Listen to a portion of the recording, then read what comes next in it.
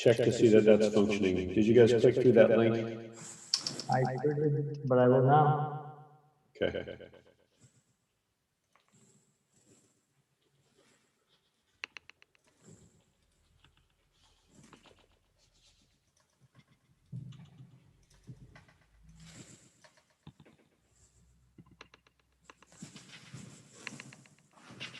Nathan, I'm in Miro, like I'm logged into it. Yeah.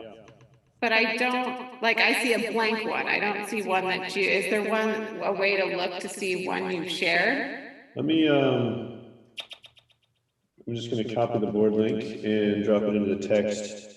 Yeah, that'd be good. Yeah, into the chat on Zoom. See if that works. Thanks for hanging with me on this. Okay, I see Anna.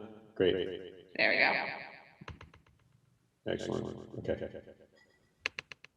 That's working. So while we're waiting, why don't you guys play for a minute? Grab a sticky note of any color, double click, and type something. Color just.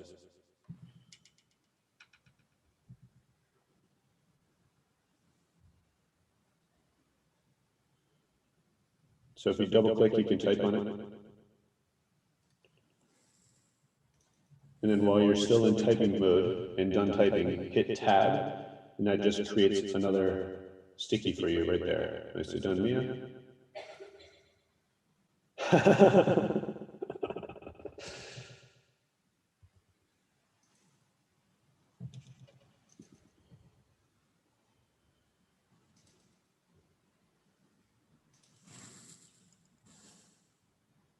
So Jerry, you are testing the boundaries. The cool thing about this is there are no boundaries, so you could sort of zoom out infinitely if you wanted to.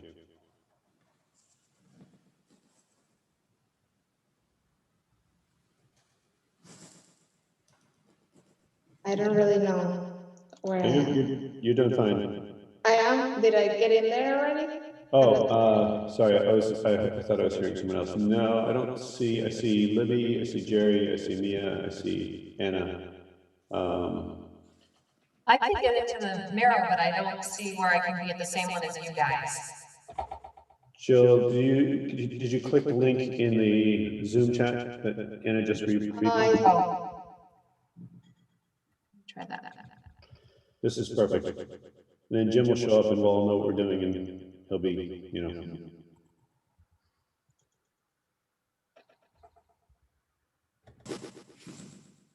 Great. And what are we writing? Anything we want? Anything you want. Kristen, I see you there.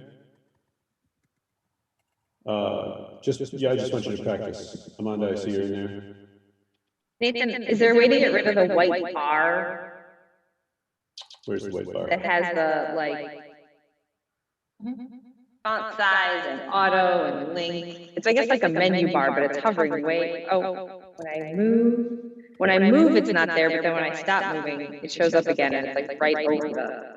Okay, so I think, I can't see your screen. One thing would be to zoom in or zoom out, and if you have a trackpad, you can do that by squeezing, by not pinching. Yeah. If you have a mouse with a roller, you can do it that way. If you have a Mac with a trackpad, now see, you guys are moving my box. Let's look at that. If you have a mouse if you have an Apple with a trackpad, you hit Command and then two fingers draw towards you and push out, and that will zoom in and out. And then also, again, on the Apple, which is what I have, two fingers on a trackpad will navigate, sort of move the screen around for you. Hey, Emma. Nice drawing, Amanda. I like it. Emma, Okay, that's while we're helpful. waiting for other folks, if you would make sure that you're into Miro, so we're prepared for that. And then I just dropped a link to the specific sort of sticky board here. Thank you, Amanda. Okay, sorry about that. I thought this was in person partially, so. So you're sitting in the parking lot at the high school?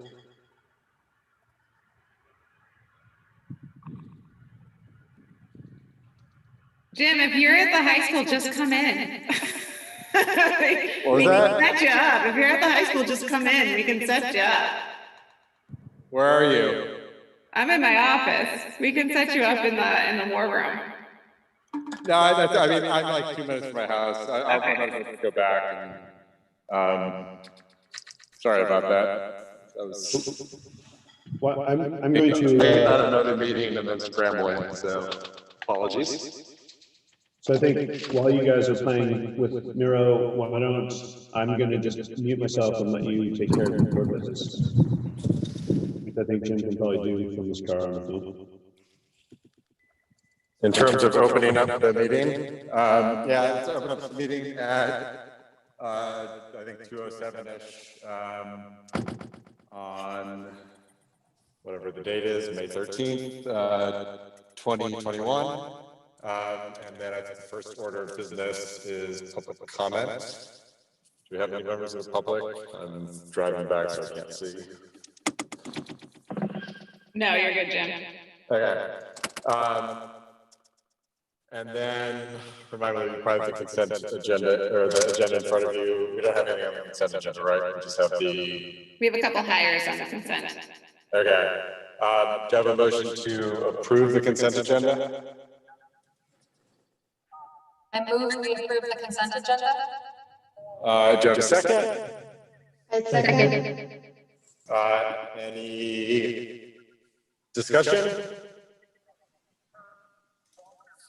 No? Jill? Aye. Amanda? Yes. Mia? Aye. Kristen? Aye. Jerry? Aye. I don't know if Andy's on, he says he's gonna be late. He's not here yet. Emma? Aye. Anakin? Aye. Did I miss anyone? Great. Nope, well done. Consent agenda passes. If I recall, we have a brief discussion of prom. Is that next? Yeah. It's a fun topic. Don't count your chickens. Oh, no. Okay, so for prom, we got the guidance for prom probably about a week and a half, 2 weeks ago that we could even have a prom. And so MHS prom committee, kind of senior committee, led by teachers and students, we're scrambling to find a venue for prom. The students are quite adamant they want it off campus. But that limits the number of venues that we can access with the number of kids who want to do prom, of course. So they did find the Capitol Plaza as being able to accommodate the number of kids who want to attend prom, which is awesome, for May 22nd. However, the Capitol Plaza is requiring that in order to have the prom there, that there has to be a police officer on premises.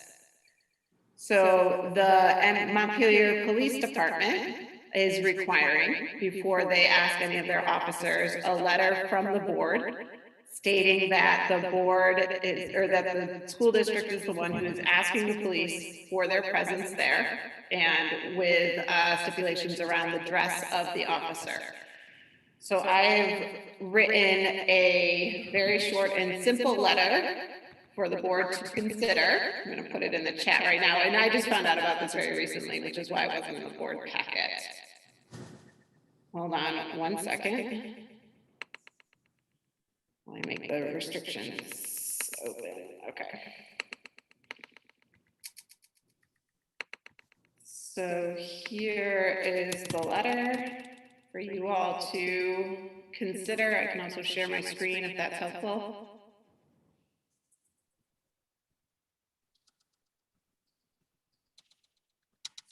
That addresses the police department's concern.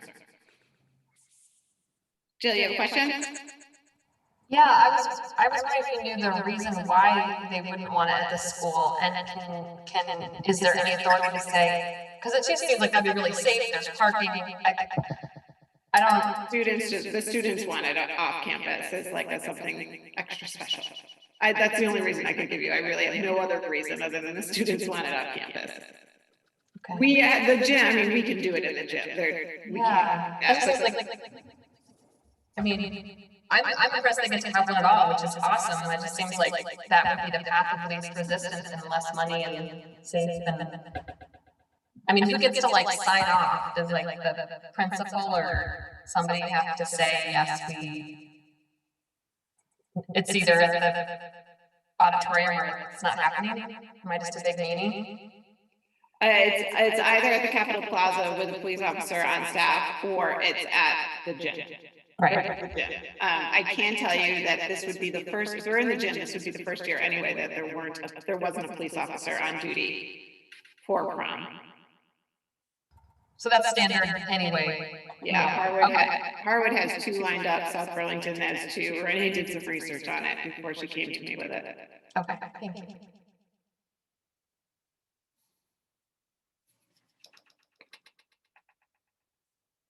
So I think what we need is basically approval to send the letter, correct?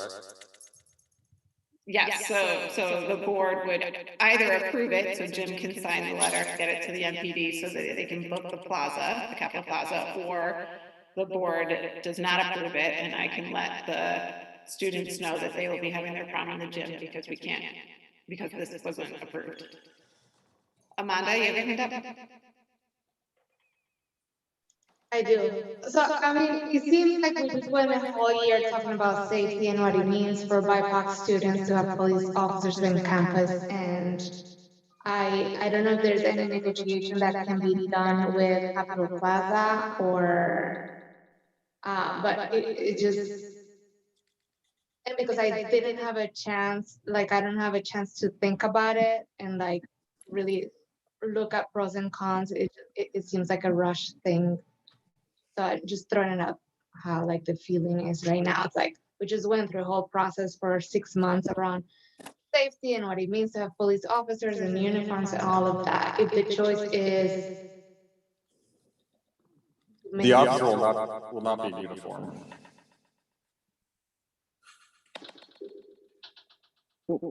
Can I ask, I have a clarifying question. Oh, can you hear me? Yep. Okay. Yeah, I see that it says business casual, but I think that still means that this is an on-duty officer, which means that they're still carrying a weapon. I guess sorry, that's, I was nodding and not speaking. Yeah. Sorry. Yeah. The Montpelier Police Department has made it very clear that Right. they can't have an on-duty police officer and not have a weapon. Right. So while it's not exactly uniform, the person will be dressed, if we go forward with this, the same way the SRO was dressed whenever on campus in previous years, is my understanding. The SRO is dressed in many different ways, but yeah. Okay. They would be in the khakis and the MPD polo. Mostly, yeah, okay. Okay.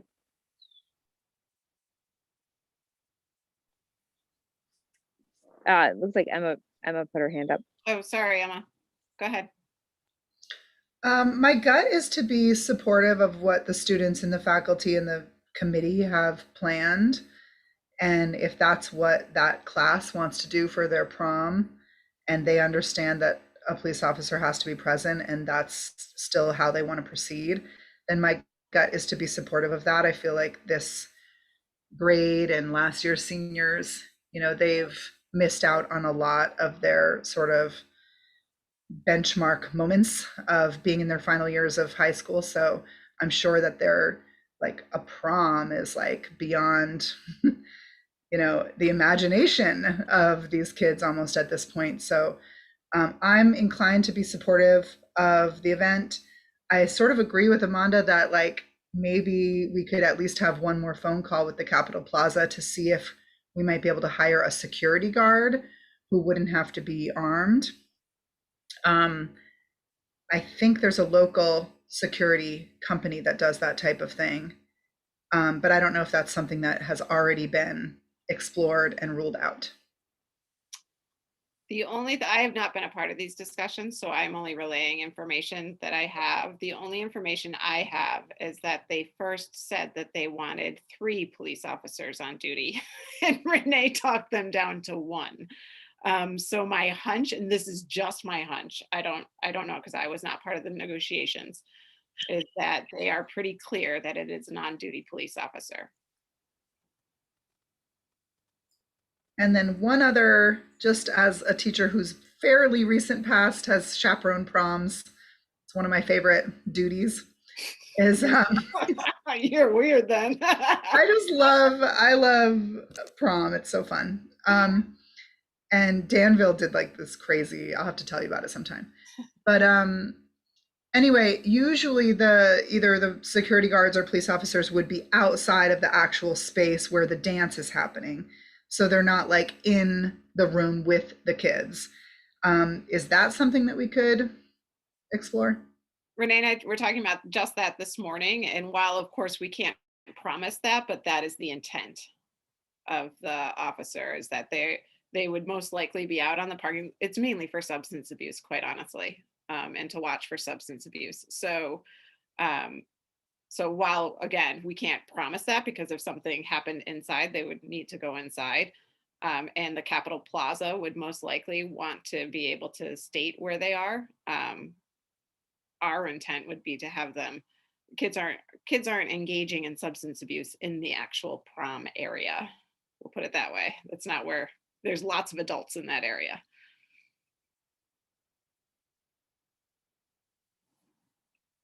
Mia, did you have your hand up first or Jill? Emma asked my question. Oh, okay, go ahead, Jill. I was just going to say, I'd like to offer a motion that that the board direct Director Murphy to sign this letter requesting the Montpelier Police Department to have the officer on site as required by the host site, so that our students can have prom. As the parliamentarian, I'm sure that's not how Robert's rules, which I've now gotten, would have me say it, but I would like to make a motion that we support this request. Thank you. Yeah, I think you did a great job with the motion. Do we have a second? I second. I think Jerry got there first. Any further discussion? Mia? Go ahead. Yeah, I don't know that there's anything we can do about it, but I wonder if there's any conversation that could be had with the student organizers and the committee about, you know, I just don't want any student to feel that there's a barrier to being able to enjoy what Emma has just pointed out is like this really momentous occasion. And I guess I do also hear you saying, Libby, that if it were 2019, and even if it was at the school, there would have been a police officer, but now we know more than, or if we were in Harwood or if we were in South Burlington, you know, but we just know so much more than we did about what this impact is on BIPOC kids. And I'll vote to sign this, tell Jim to sign this letter. That's okay. But I just also would like to have this be, you know, I don't know, not go back to the committee, but just like ask the committee to weigh that consideration if they haven't already. Great. Thank you. Amanda? Yeah, I would like to see an actual engagement with BIPOC students and a very clear path to say, we made this decision. And for the prom committee to make that consideration, but also to inform students that that was a decision they made. I think it's important just to, yeah, just for students who don't feel safe around the presence to be able to make the decisions for themselves, whether or not they're gonna go to prom because this happens, you know, it's that simple. So I don't know how it works when you don't, I also just feel like decisions like these are really hard for me, like in a 20-minute, okay, let's just move on. It's feeling so like in that, you know, I don't know if people are used to people voting no and then just having the majority vote. So, or abstaining from the vote, I would like to do that because I don't feel like it goes with the principles of the work that we've done for the past 7 months. And I also hear what Emma's saying about, you know, like this is what the students want, but it is a committee, and I wonder if there is representation from the students that do not feel safe with these things, and if there are conversations around collaboration and, you know, like what is the decision. So that's where I'm at. Yeah, that's right. And we definitely have had no votes and abstentions in the past. Okay. Any further discussion? I guess Emma? I'd be interested in putting a line into the letter that's saying that the school board will allow this, but that we want the committee to, you know, reach out to BIPOC students and maybe consider any other possible alternatives, like hiring a private security guard that would be unarmed. This letter's for the MPD. It's not for the committee. Yeah, I was gonna say that. I can ask the group to do that. Prom is in 2 weeks, so there's not a whole lot of time but I can certainly ask I can talk to Renee about that. Does that suffice, Emma? Or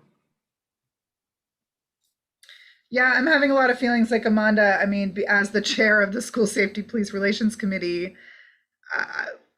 I'm just really torn on this because I want to be super supportive of kids planning this great event that they you know are probably super thrilled to be able to have, and then I also want to like be true to living our principles, especially in the work that we've just done.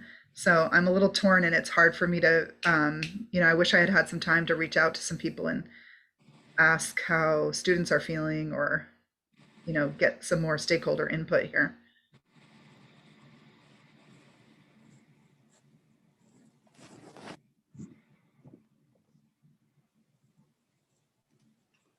Aniket? Looks like So, Jill. Oh, sorry. Did I skip over you, Jill? Yeah, Jill, did you want to go ahead? Okay. Aniket, why don't you go, and then we Yeah. can hear from Jill. I couldn't find Okay. it. Just a point of clarification. The weekend.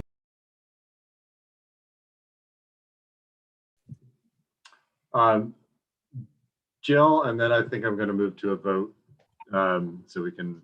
Yeah, I agree. I want us to have our retreat, which I'm pretty stoked about. I was just going to add that, you know, I think it's important for those of us, because I understand this feels rushed, but I think it's important to remember that normally we wouldn't even be involved at this level of detail. It's that the police department has specifically asked for this. I think in great response to all of the work we have been doing over the last several months, and that the board has been really clear about this. And so rightly so, the MPD wants to have a formal ask so that they're not put in an awkward position and they have our consent. So I agree, it feels rushed and quick, but I also think it's important that normally we probably wouldn't have even been involved in this level of sort of administrative decision. That's helpful, I think.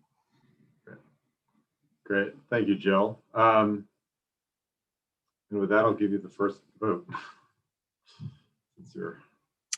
Do I just have to say aye now since I made the motion? Okay, aye, thank you. Kristen? Aye. Aniket? Aye. Jerry? Aye. Mia? Aye. Amanda? I abstain with the caveat that I am in support of BIPOC student feeling safe, and I just want to have that in record, that it's not about throwing shit at the students that really want this. I want you to be there, but I just want to support BIPOC students and students that don't find that safety, and this is why I'm staying from this vote. Okay, thank you. Emma? Aye. Andrew, I know you just joined and missed the discussion. We're voting on the letter to the Montpelier Police Department about prom, basically saying that we are okay with a plainclothes officer being there for basically because the Capitol Plaza requires it in order to host an event there. Okay. Can you give me a little summary of the discussion? Or I can just abstain to keep this moving since I wasn't here and I haven't read the letter. Okay. I'm going to abstain just because I just showed up and I haven't read the letter. No other reason than that. So the motion passes with, let me just, 9 votes for, 4 votes abstention. Wait, that math doesn't work. You get. There's only 9 of us. Huh? There's only You 9 get- of us. You get 2 votes, Mia. I get 2 votes. You get 2 votes. Each Montpelier resident Oh, counts for I 2, forgot about that. and the Thank you. Roxbury residents count for 1. It was how we balanced the board without making it like 15,000 people. So, yeah. So it's 9-4, which is quirky, I know, but no, sorry, 10-4. 10-4. It passed. Okay. Now I think we can hand it over to Nathan. Okay. And thank you for being patient. Oh, absolutely. I love this stuff, as you know. Andrew, welcome. I just posted in the chat on the Zoom a link to the Miro board that we're using. Once you are rolling with that, your icon should show up on the Miro board and we'll be set. To the rest of us, what I would like to do is for you to turn off your Zoom cameras to conserve bandwidth and move over to the Miro board, and in the bottom left menu, I think, for you will be a little video camera, and click that, and then we can be video visible in the Miro board. And then Anna Hipko is going to share her screen. She has visibility of the Miro board, and that's going to be the way by which the public can engage with this. We will probably also want to mute ourselves in Zoom and just go with the Miro, but let's see how it goes.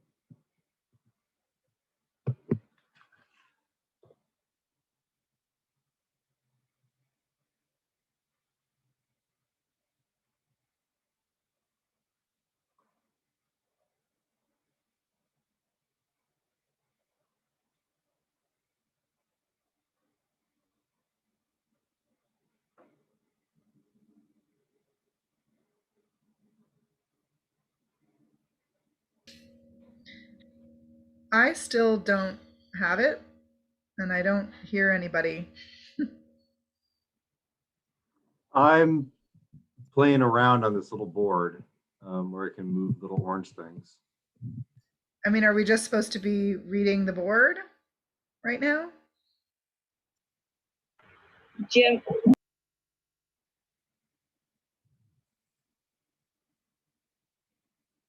Nathan, are you there?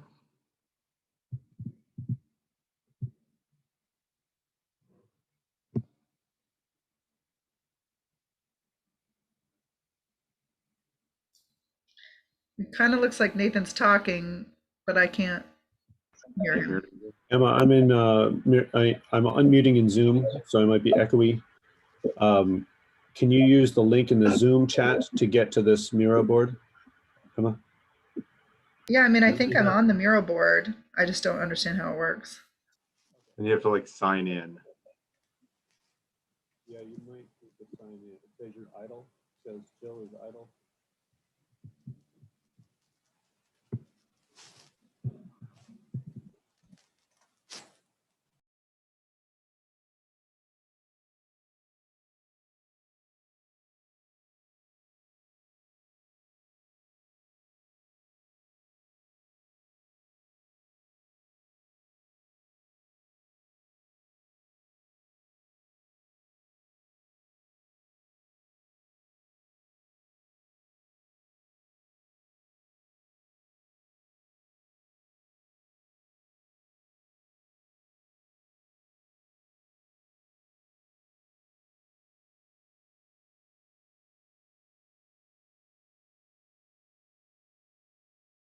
Uh,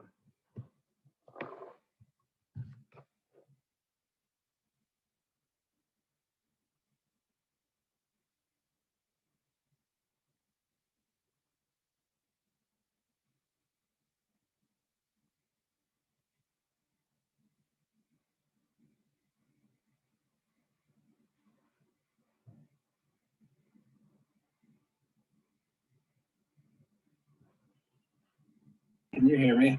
I can hear you. Is that Andrew? Yep, I can hear you.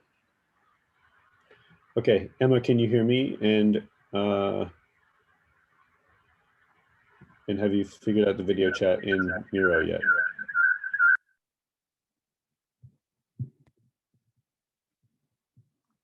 Is the video chat in Miro just pressing on the little video button?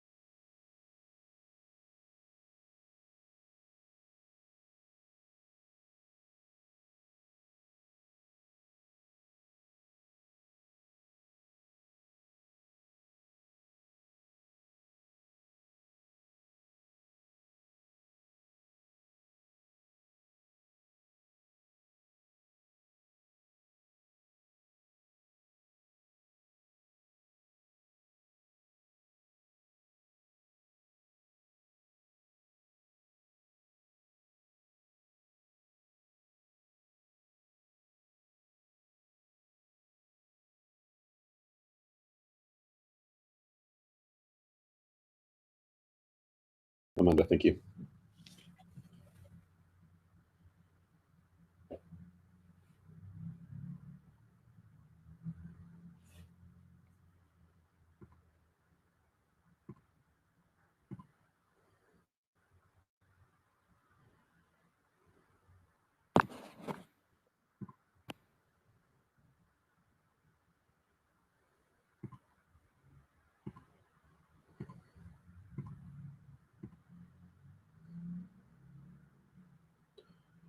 Anna, can you report back? Maybe I'm rushing that.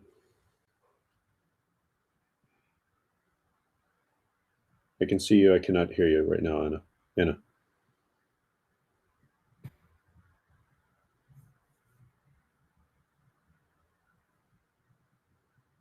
Okay. Looks Anna's giving us thumbs up. I think we're good to go. Anna, just let us know if that's not working, and we'll. Okay. Now you've got All right, so- reverb though. Ooh, serious reverb. How about now? Still? You're still a little echoey. We go back to Zoom.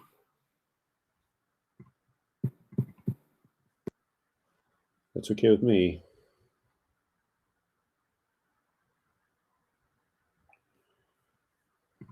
I think that's probably the easiest.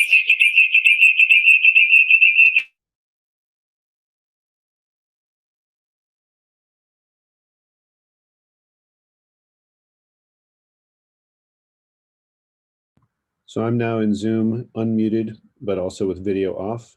I see Anna sharing her screen. Does everybody hear me without an echo? Yep. Yeah.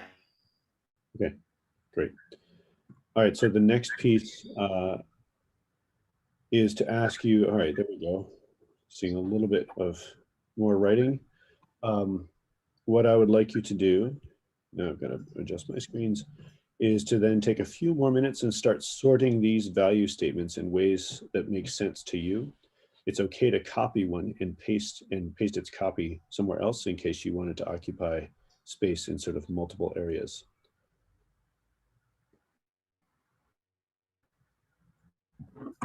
It's okay to talk while you're doing this unless someone wants to have sound-free space to think.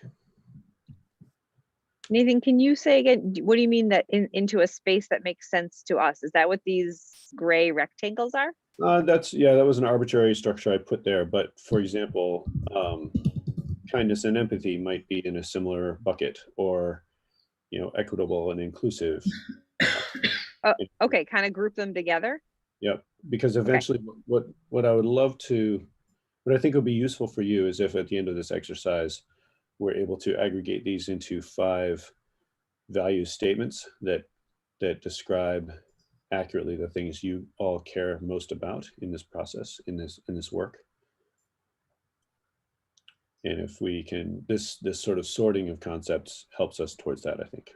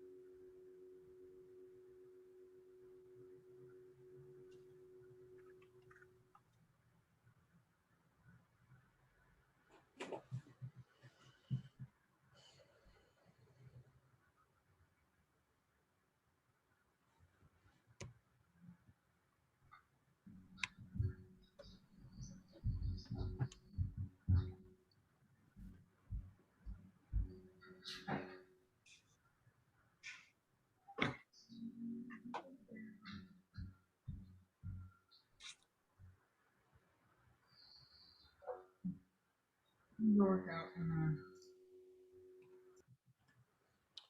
I'm appreciating, I think it's Amanda I made 4 rectangles and Amanda's made a circle and is making space for that circle.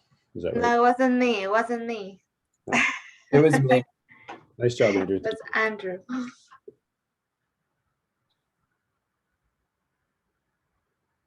It looked like we needed a new spot, and it also kind of felt like things were sprouting from that area. Yep. No, I think it's great. That's one of the things I like about this tool.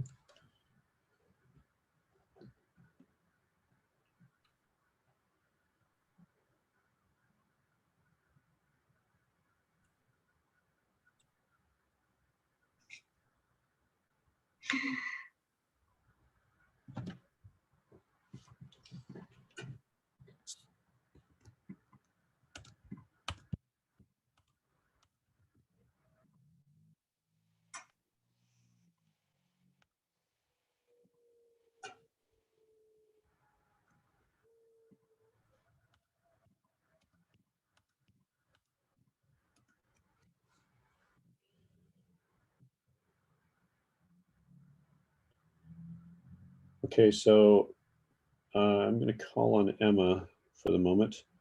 It doesn't mean that other people have to stop working. Emma, you are working to sort of stretch the left-hand rectangle. Do you want to talk about what you're seeing over there? Well, I actually just was moving the rectangle so that it was like fitting all of the sticky notes in it.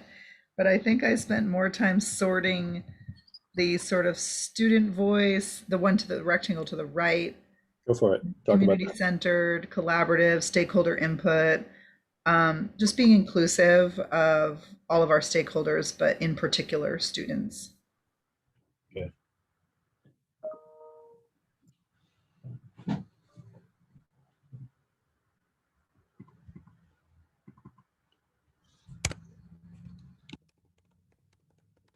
And I wanted to say, I wrote that one, it's pink, responsibility for fostering world citizens, but I welcome wordsmithing. I couldn't think of the phrase, but basically, I hope that makes sense, but I'm trying to get at, the students that leave our space, we want them to be responsible and engaged citizens. So I welcome edits to that. Yeah, I think that's a good addition.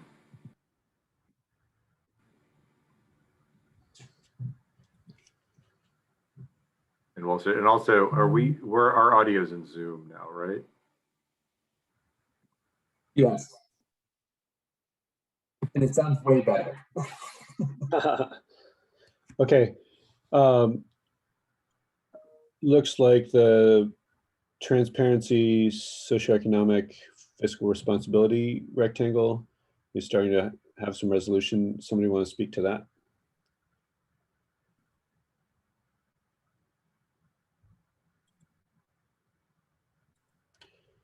Anika, do you want to speak about that one? Sure. I can. I'm getting an echo from myself. Aniket, you unmuted yourself in mute. Oh. Yeah.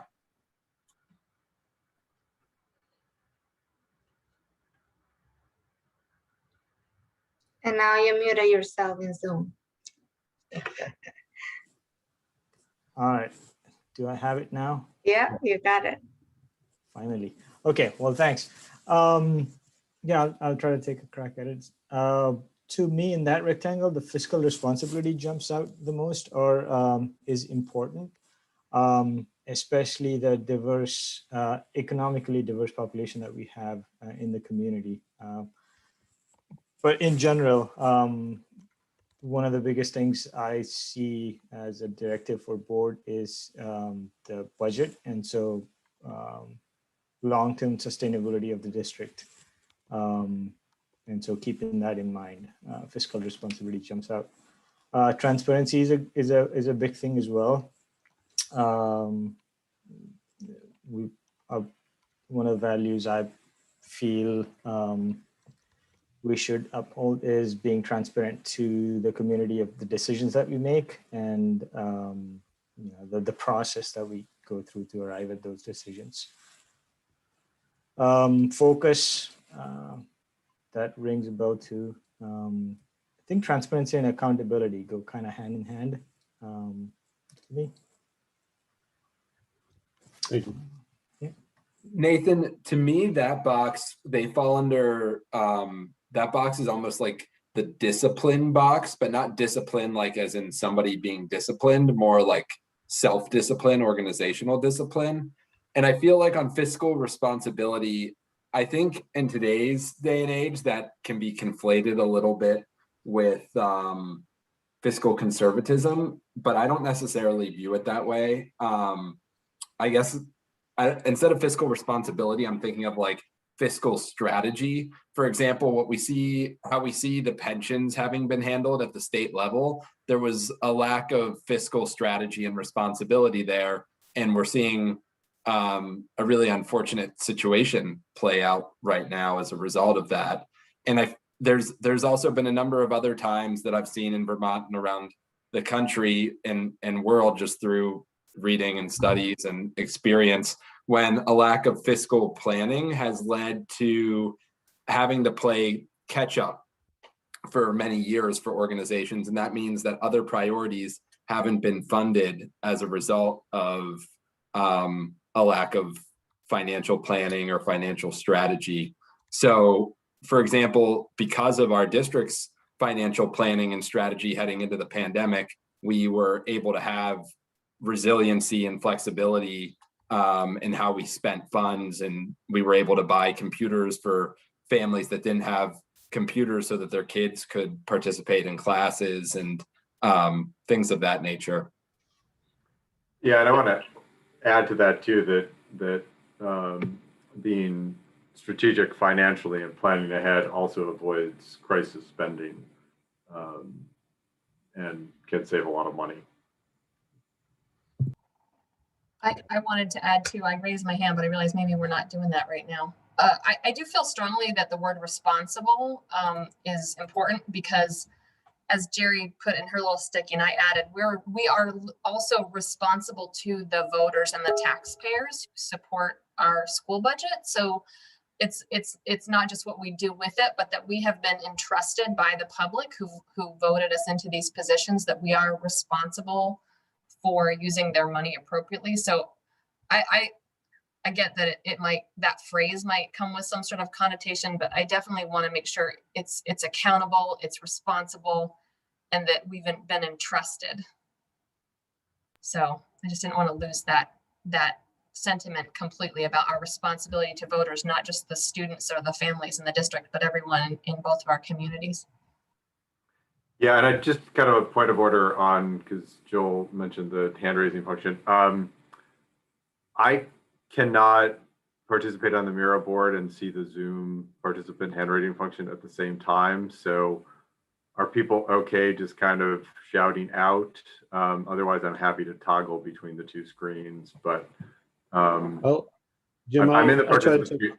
No, go ahead. I'll try to take on the role of monitoring the Zoom. I had my notes for facilitation over top of it, so I'll be more attentive. All right. No, I just don't want people that have a hand up that's not being seen. Thank you. Also, I have two computers, so I can support if needed in terms of looking at the Zoom in one computer, and I have the hands. So. I want to take the weight of that off of the board members, so I'll do my best at that. Okay. Okay, so we've talked about some of these areas. Somebody want to speak to the left-hand rectangle: fair, honesty, respectful, integrity, kindness, etc. I will start to call Jerry or Kristen. You want to speak to that?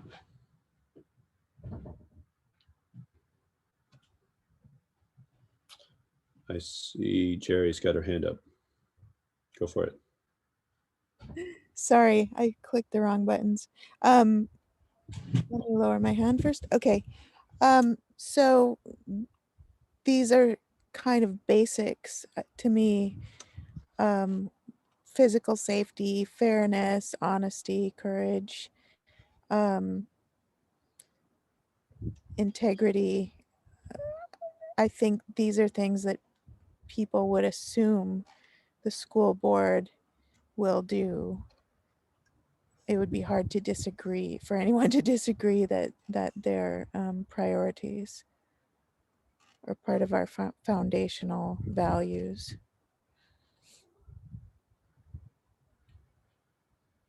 Okay, and then speaking to the third rectangle, resiliency, accountable, moving forward, not complacent. Libby, do you want to talk about that one?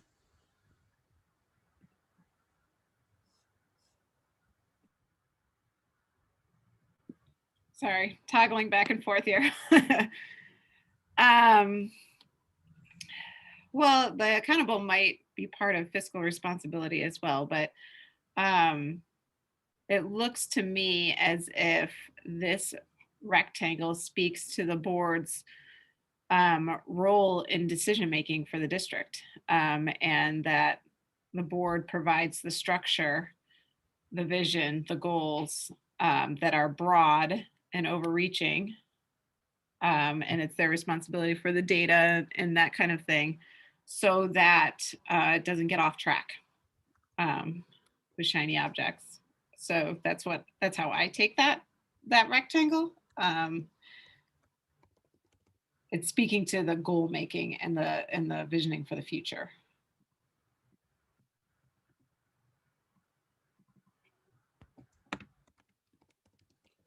And then Jim, do you want to talk about or Andrew, do you want to talk about the circle at the bottom?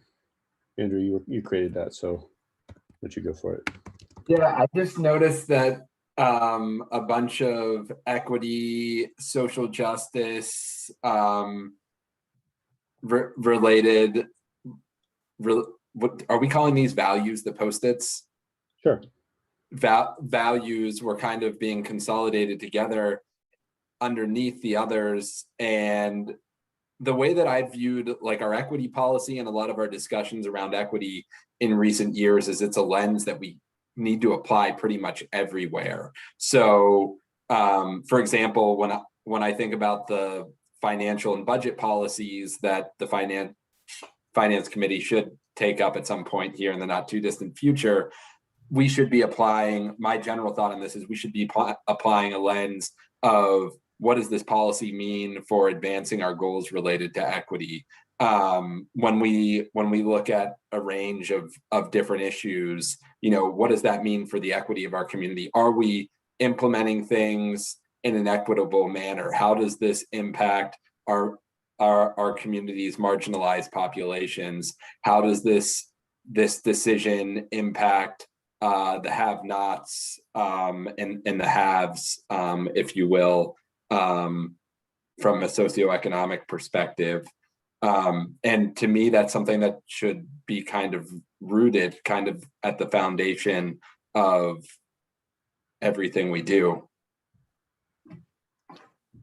Thank you. So here's a point where I'm gonna point out that I named an arbitrary number of sort of final value statements of 5. I do think it's a useful number, and it's useful to sort of maintain some discipline and try to stay within that number. So we have 5 zones. What I would like each of you to do is, there are 10 of you. I would like you each to spend about 5 or 10 minutes drafting some, these are sort of, when we say innovative or strategic, we need to expand on that for it to be a useful statement. Even equitable probably needs to be expanded upon. So trying to create some sentences that capture, we will ensure that all students have equitable access to academic resources, or something like that. So quietly, I would like 2 people each to claim a zone and just work to generate some statements.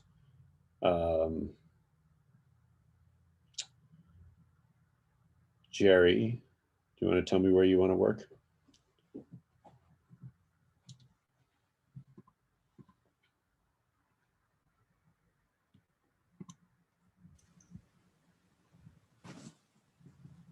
Sorry, in the wrong screen.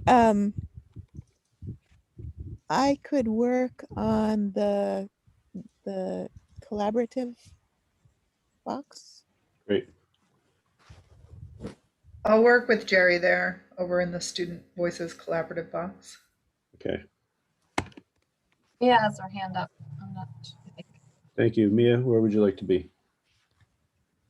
Oh, I didn't raise my hand for that, but I'll go to the far left rectangle. Okay. Who wants to join Mia there?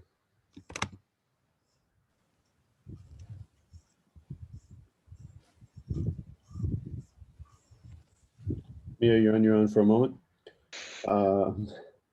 Annie Kate, where would you like to work?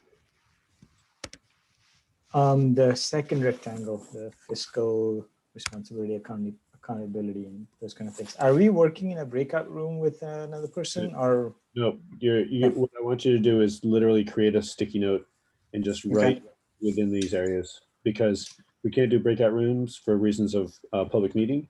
And it's okay. It's good for this work to just be visible as it goes. Okay. Maybe in the initial stage, try not to be distracted by what other people are writing. Who wants to join Aniket?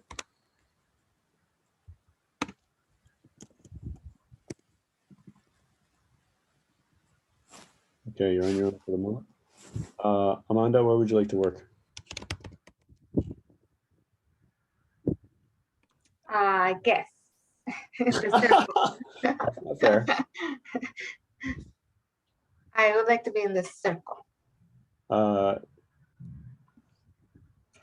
Indra, do you want to be there, or is that, should I take the weight off your shoulders on that one? Sorry, my cursor is stuck between screens and programs. I'm happy to work in any of them. So if somebody else really wants to work in this area, I will go wherever I'm needed. I'm happy to be in any of them. Okay, so I need to hear from Jill, Emma, Kristen, and Mia. I see your hand up.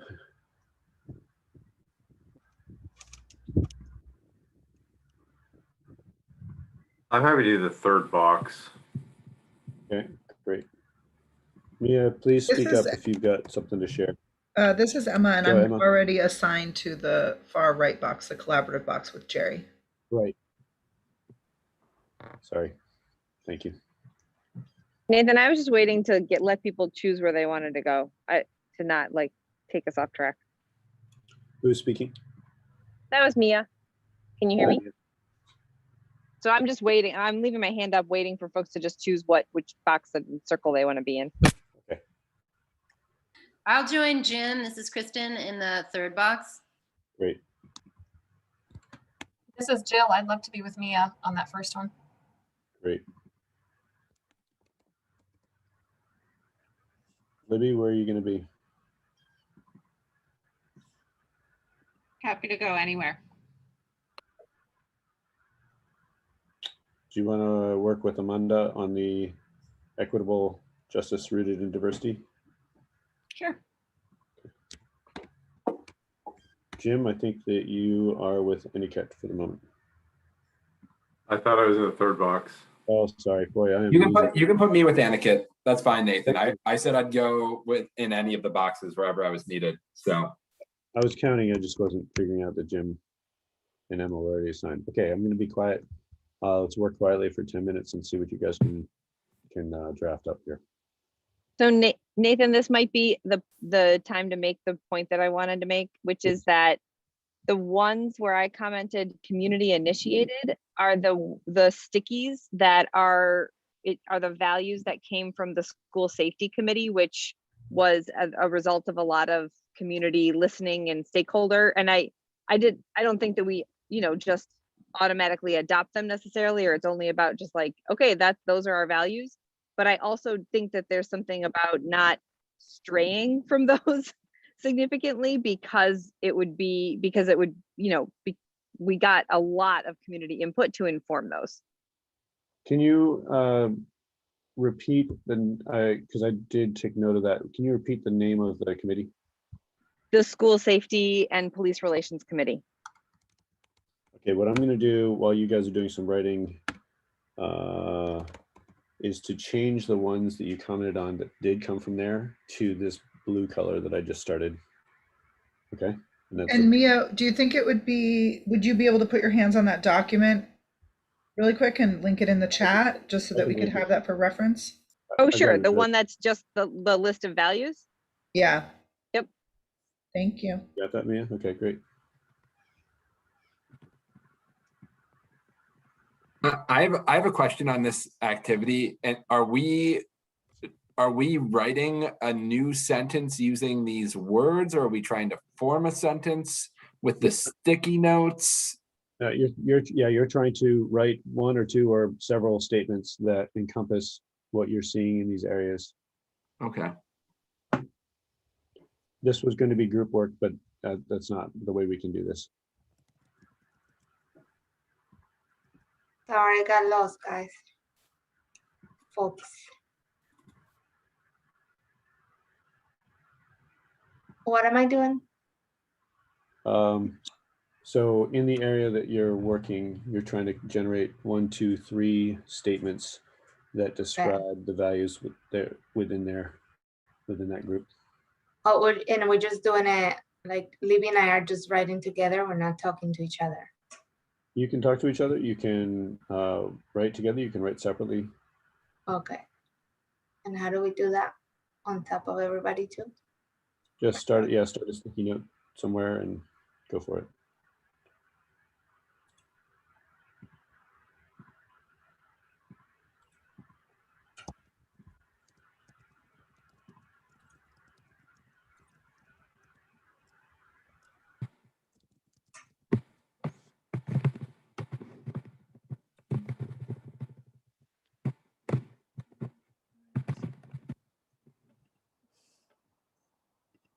Oops.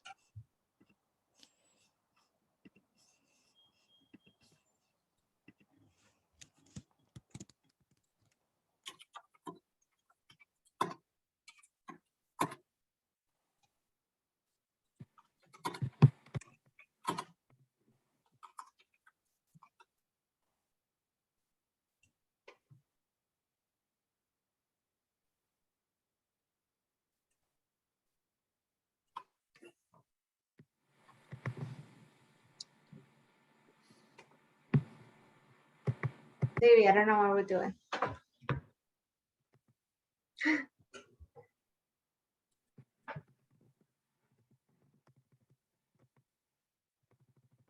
Sorry, Amanda, that wasn't what I wanted to do. I wanted to put a link in from the equity team's work around the definition of equity that they've been working on. But I don't know how to get rid of it. Hold on. All right. You can also paste it off to the side somewhere. If Wait, there's a link right there. Okay. That's easier. So I don't know if that's helpful or not.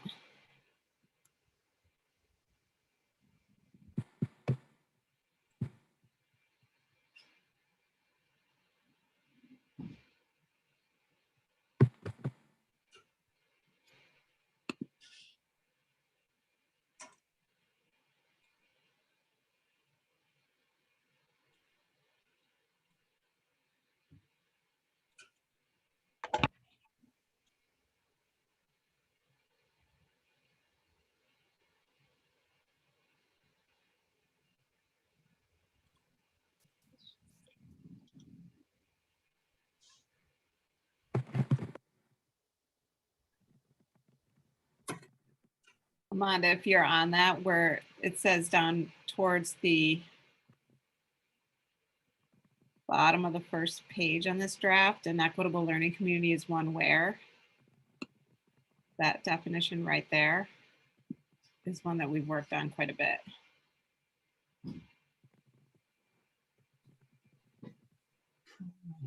It's long for a value, but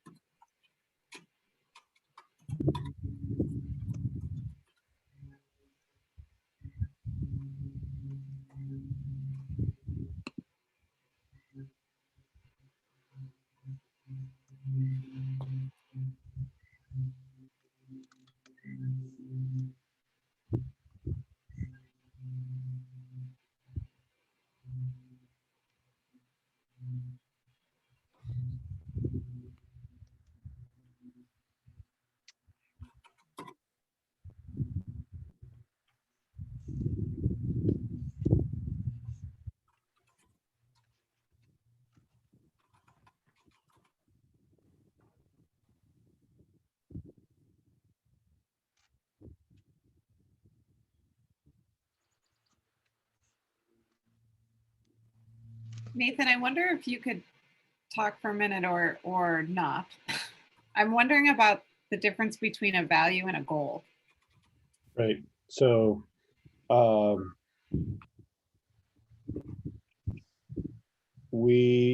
example, we value transparency in our decision making and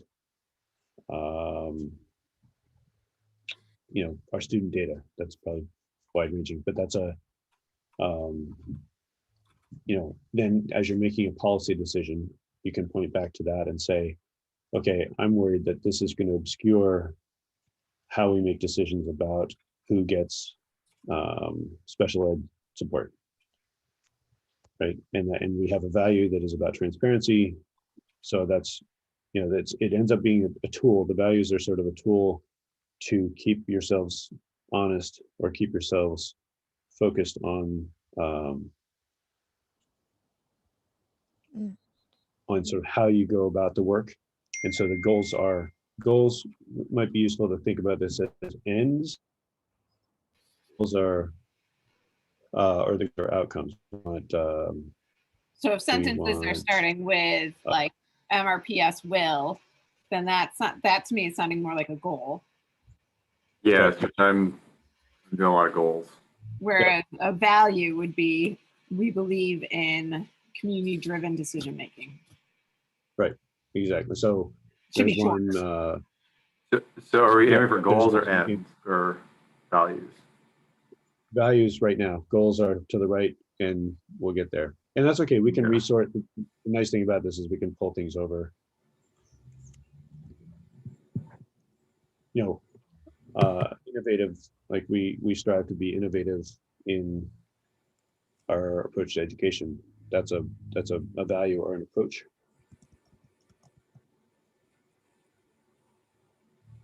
And the outcome would be, 100% graduation rate and blah.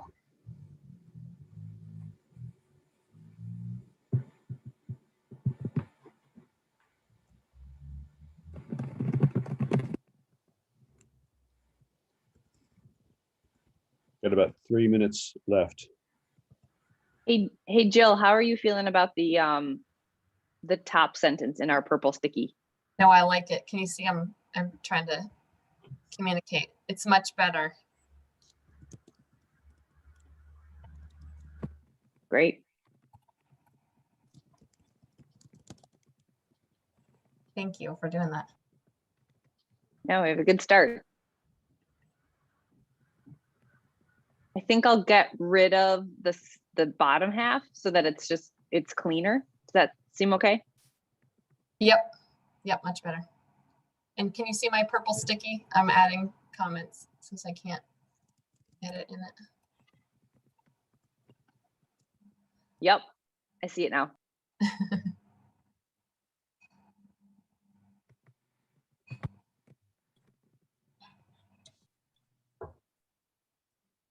Maybe it's our communication and our actions or something like that. I don't know.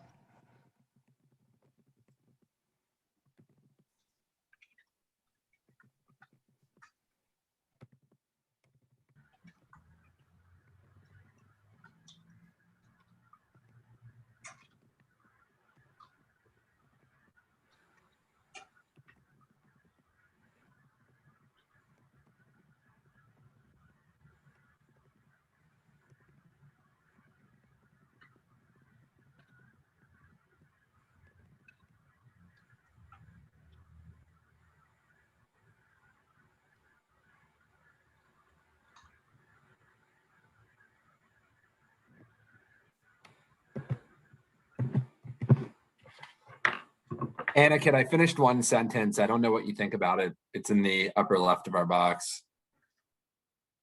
Yeah, I've got a few sentences which are, I think, more goal-oriented than value, but the second box has a couple of values. Amanda, I was just trying to pull in some of those words and think about the equity statement from the committee, but feel free to revise and jump in on that. Thanks, Libby. I'm trying to write one too.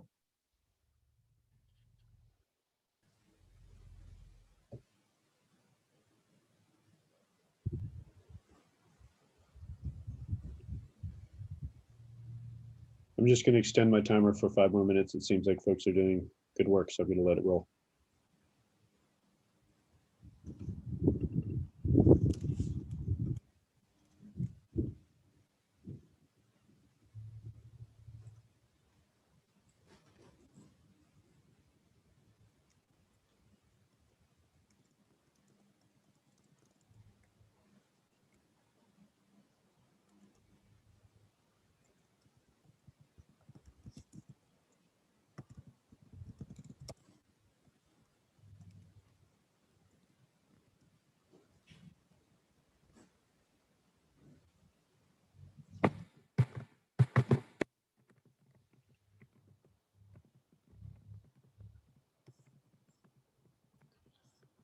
Okay, so how do you want to?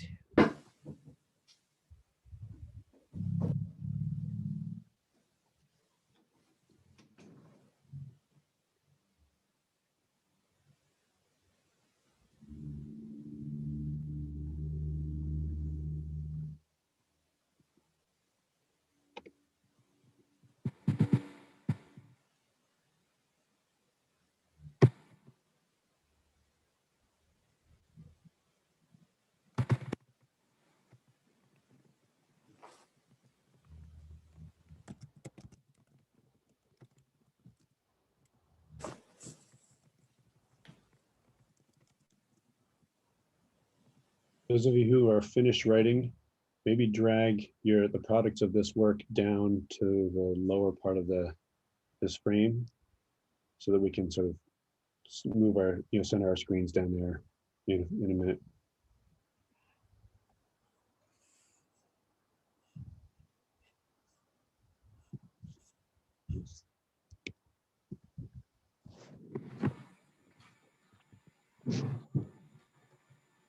Andrew, the only thing I was wondering was the long-term sustainability. That's whether we should include that anywhere or create another statement. Do you want to add that maybe to the? Yeah, that's what I was thinking. I suck at these things. Wordsmithing is not my forte, so that's why I was gently hinting that you can add that. Okay.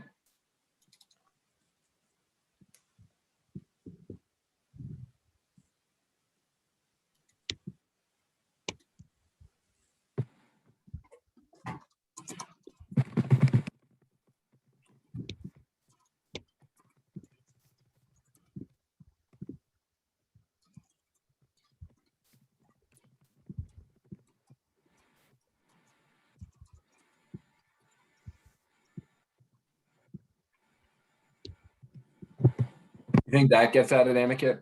Yep.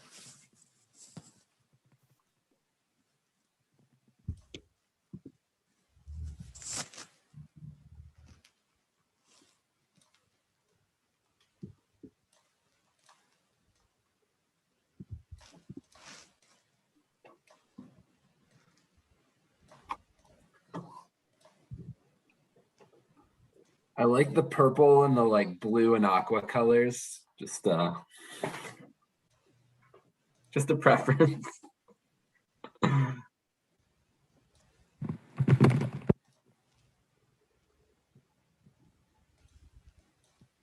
Very, very like late 80s of you, Andrew. I was born in 1987. What can I say? Maybe. Yeah, I was not born in 1987. think I was going to prom in 1987. Was it at the Plaza Hotel, Jim? Not at the Plaza Hotel. Did you wear a red cummerbund or something else? I did wear a red cummerbund. I'm embarrassed to admit. Nothing embarrassing about that. There's plenty embarrassing about that, Nathan.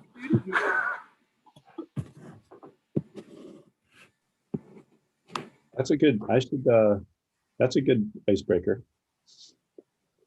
Ask everybody about their experience at prom.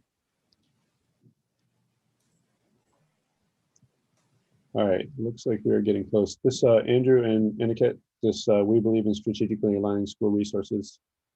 That's the piece that's one of the pieces that you generated. Yeah. Okay. So Andrew generated. Okay.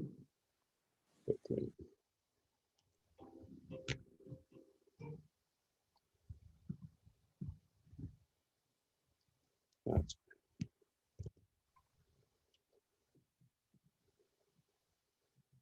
Jim and Kristen, is one of you active on this one that says MRPS board values strategic goal driven process? That's Kristen. Okay. That would be me. Yeah. That's Kristen. Mine are above, and at least appearing to me is super small. Okay. Jim, are the ones that you wrote in several pieces, are those intended to be one value statement per, or Nope, is it really? They are just by brainstorm. Okay. So if you will take a minute to maybe, just gonna try this.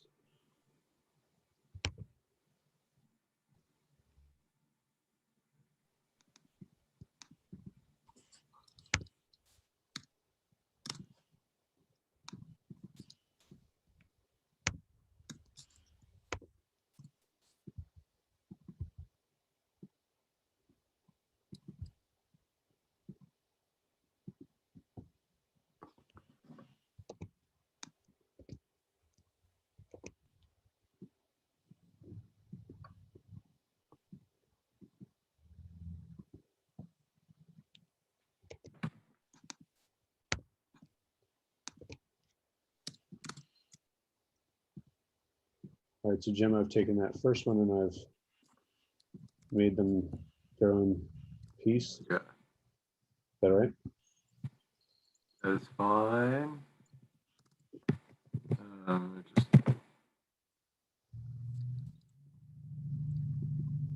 Yeah, what, did the other ones all go away?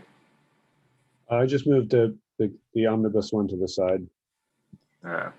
And I'll do this.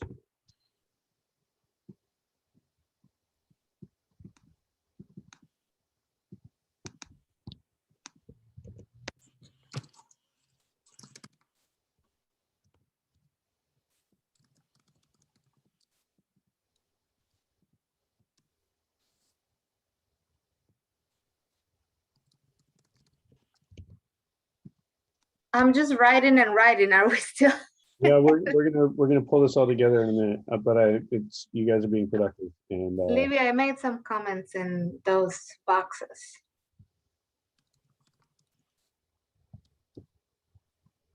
Mia, I can't get the image of an 80s nylon swishy onesie out of my mind now that you made that comment. You're welcome. I'm glad I missed it. I was writing. I'm going to give a shout out to one of my classmates who went to prom in a saran wrap dress. Montpelier prom at National Life in a pink saran wrap dress. Excellent.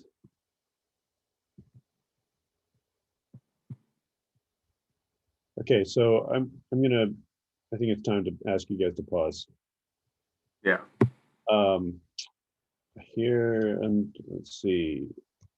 You're probably gonna have to crawl around a little bit to see all this because it's getting pretty big. But what I'd like to do is have everybody, why don't you move your cursors off to the side somewhere so that we're not trying to read through those. Take 3 minutes if you haven't already read what's been written by others. Please do so. And then we're going to do just a little bit of a straw poll and see how people are feeling about how each one of these is landing.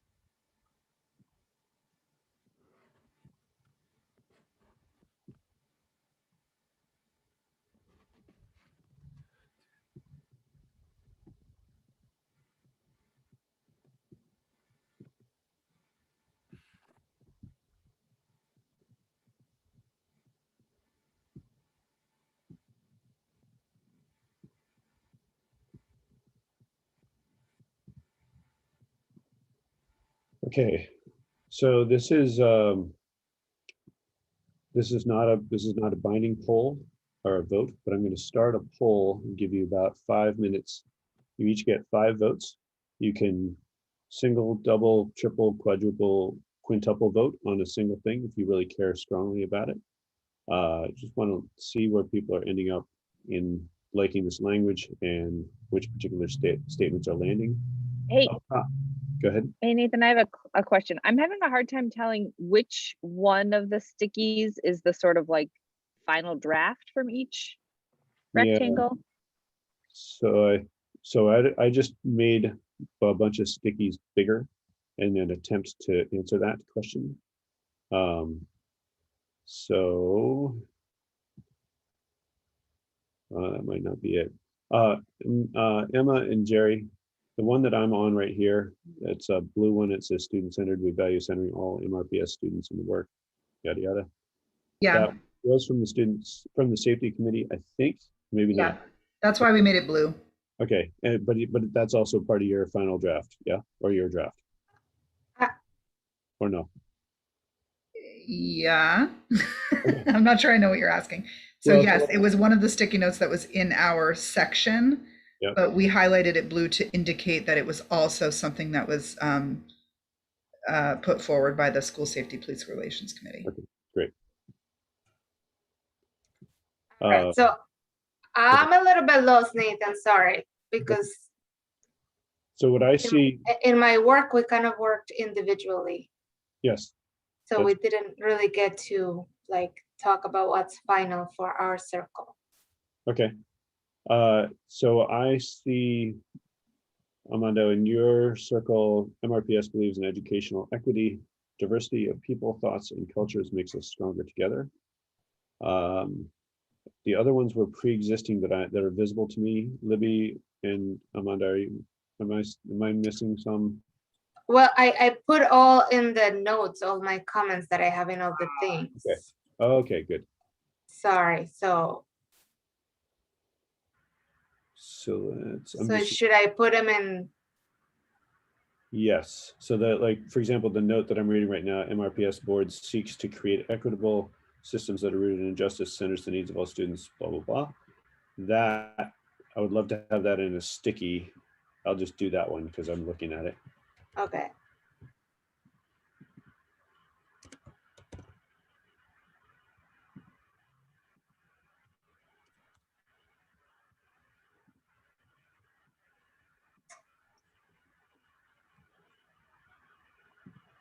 Thank you. I was sorry, I was not following how you were doing that. Sorry. And we're just giving a thumbs up for the ones that we want. Yeah, so give me a second to start that poll. Okay. I want to make sure that this is prepared and I want to honor the work that Amanda was doing by making it more visible to you all. The effect of some of this is that I'm going to sort of obscure some other things, but I think they're captured. Oops.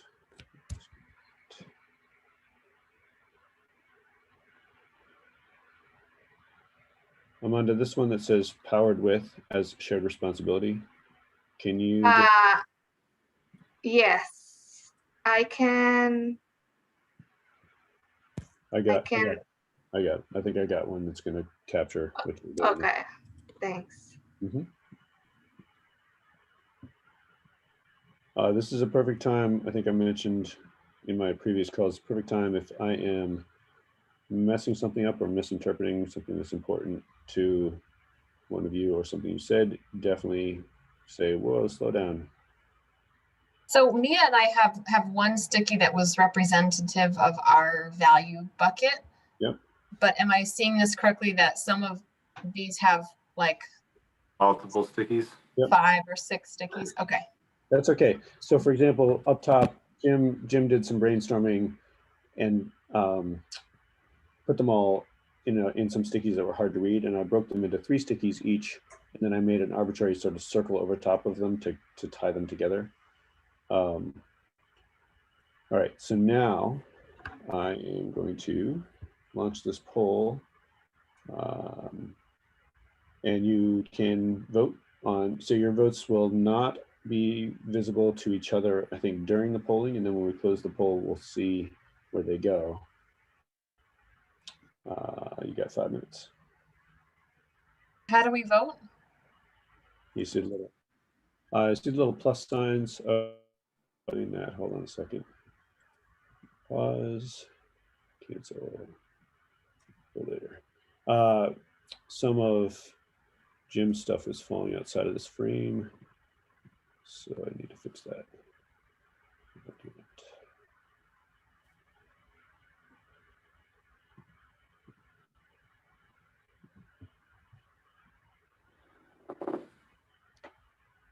We are doing all the big ones, right?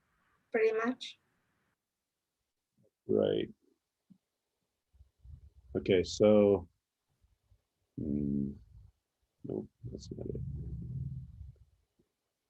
Sorry, I'm just trying to get Jim's pieces into a place where they can be voted on.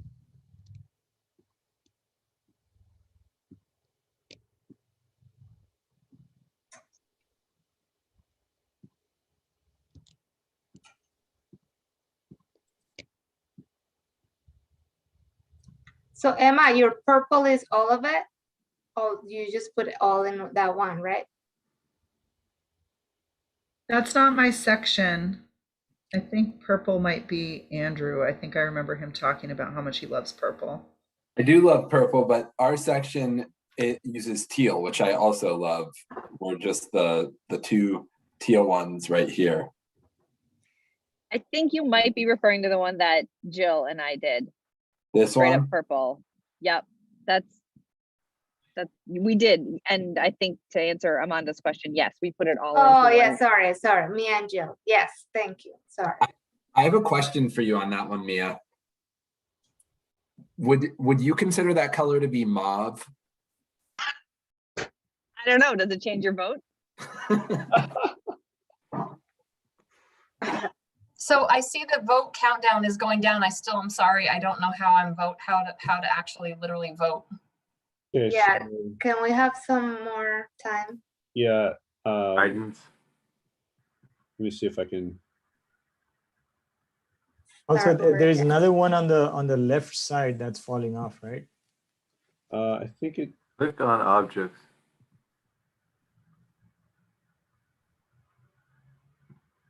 I also just want to clarify whether we consider that mauve or not. It's getting one of my votes. So, you know. So are people able to vote? No, Yes. I'm not. I don't know what I do to vote. Jill, if you go into the screen, the Miro screen, you should see a vote now, like a black box that says Nathan Suter has started a voting. Can you see that? No. It's in the upper right side. Thank you. Oh, it says I have 1 second left. Okay. That's okay. We Get can, on we it. can. It's 1 minute.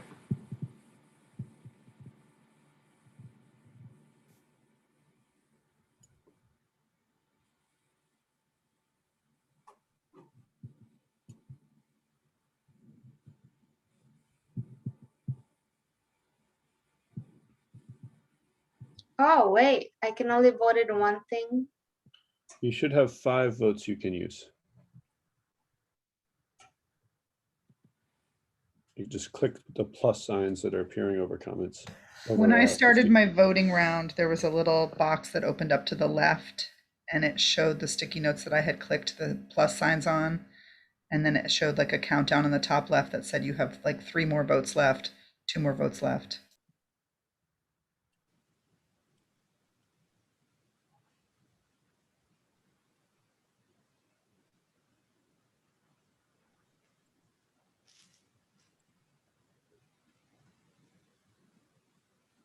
Is it bad if I vote in all of mine? No, it's not bad. I'm kidding.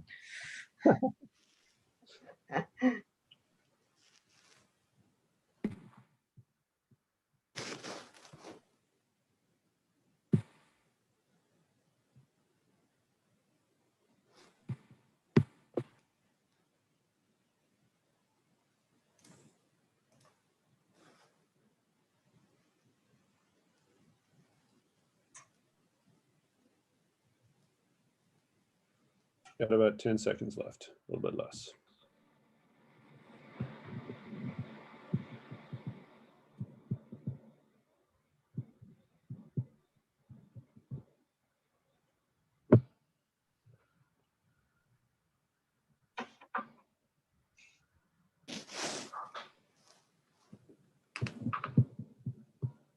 All right, can everybody see the results there?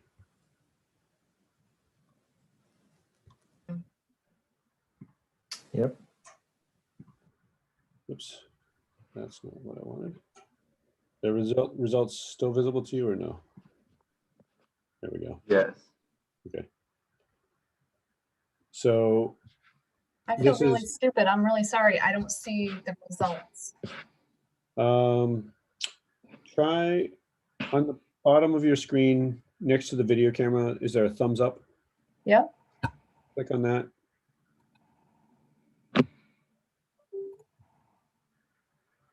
Do you see a something that says values round 1? Yes. Okay. Okay. Now I see it. Thank you. Yep. So just to pause, this is intended as sort of a straw poll, just sort of to see where people are falling on these statements. We're also at 3:50 p.m. What I want to do is just take a breath and take a pause. So you can stay looking at this and reading through this if you want, but I want to just give you about 5 minutes to go get a drink, turn off your camera, and then we're going to come right back. Okay. So that is 3:55 is when we're coming back. Okay. Sounds good. Thanks. Hey, Nathan, I was able to see it and then I closed it and now I can't get to it. If I click on that vote icon, which is thumbs up, Yeah. I just see the upcoming 3 things, but I don't see the results. So on that menu on the left,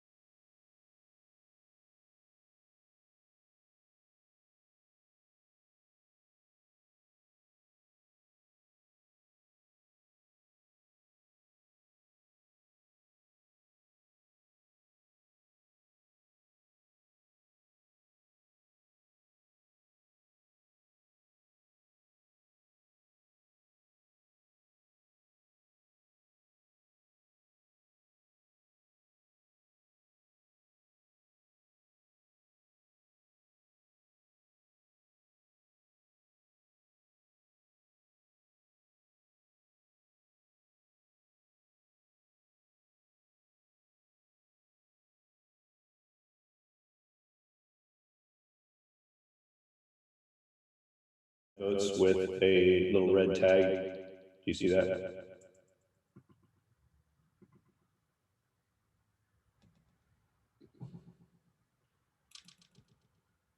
Jill, can you see it?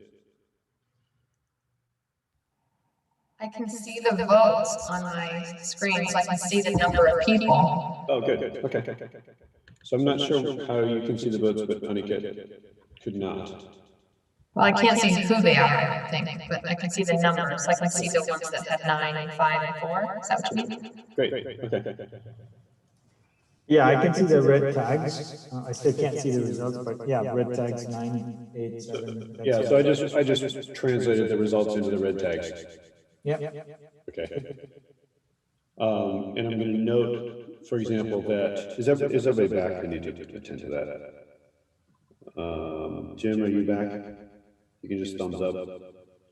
Libby's attentive. Mia, I see you. Andrew, are you back? Emma, you back? Emma and Andrew, your cameras are off, so I don't really know.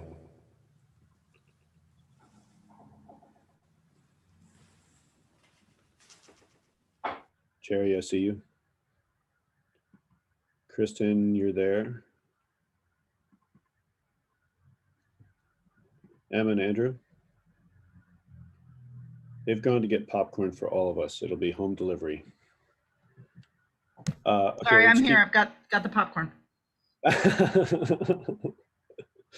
Okay. All right. Now, of course, I've lost track of my notes. Give me just a second. Too many screens. Okay, let's take a pause and just do a quick circle. And I'll just read through the list. We're going to start with Andrew. That'll give Amanda time to eat. So Andrew, Aniket, Emma, Jerry, Jill, Jim, Kristen, Libby, Mia, and then Amanda. And the prompt is, would you describe, hold on, let me get it right. Would you describe your work on the board as working on a home or working on a garden, and why? And I can remind you what order that is. Andrew, you get to start. That's a really good question. I feel like ultimately working in a garden, because we're creating systems to help other forms of life grow. Whereas I think working on a home is more, I'm thinking like, how do I keep the water out? You know, how do I stay protected through the winter? And I think there can be other analogies that make sense for working on a home, but I think my mind first goes to working in a garden. You know, how can we set in place systems that support and foster growth? And it's also going into the garden. I just went outside to check on some seedlings. It's cool to see how different seedlings grow in different ways. And depending on, you know, where they are, what kind of light they're getting, they might grow in one direction a little more than another, or if one's not set up for as much success, it might be growing kind of at a diagonal, like this one seedling I have out there right now. And I'm like, okay, I gotta turn that pot to the side a little bit and give it a little more light on the other side so it can learn to stretch in those directions. So I think garden. Yep. Boom. Mic drop. I agree. That was excellent. Aniket, you're next. Hard act to follow. Yeah, I know, right? So I want to echo all the things that Andrew said. The only problem is I don't garden.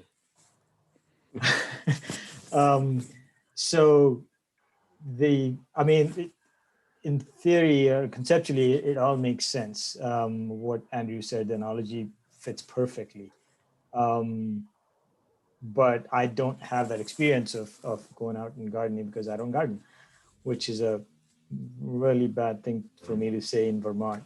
But that is where I am. So yeah, that's where I am. On the house side, if I want to draw any parallels, I would want to say that that's one of the reasons why I kind of chose to work in the financial responsibility or accountability rectangle, is because when I'm looking for projects to do it on things to do. I want to work on things that are long-term sustainable, with keeping in mind my finances and budgets, and making sure that I can provide value to the project that I'm working on, or the things that I'm doing would provide an increased value of the house, as in the same time kind of balancing the financial aspects of it. Thank you. Emma, you're up.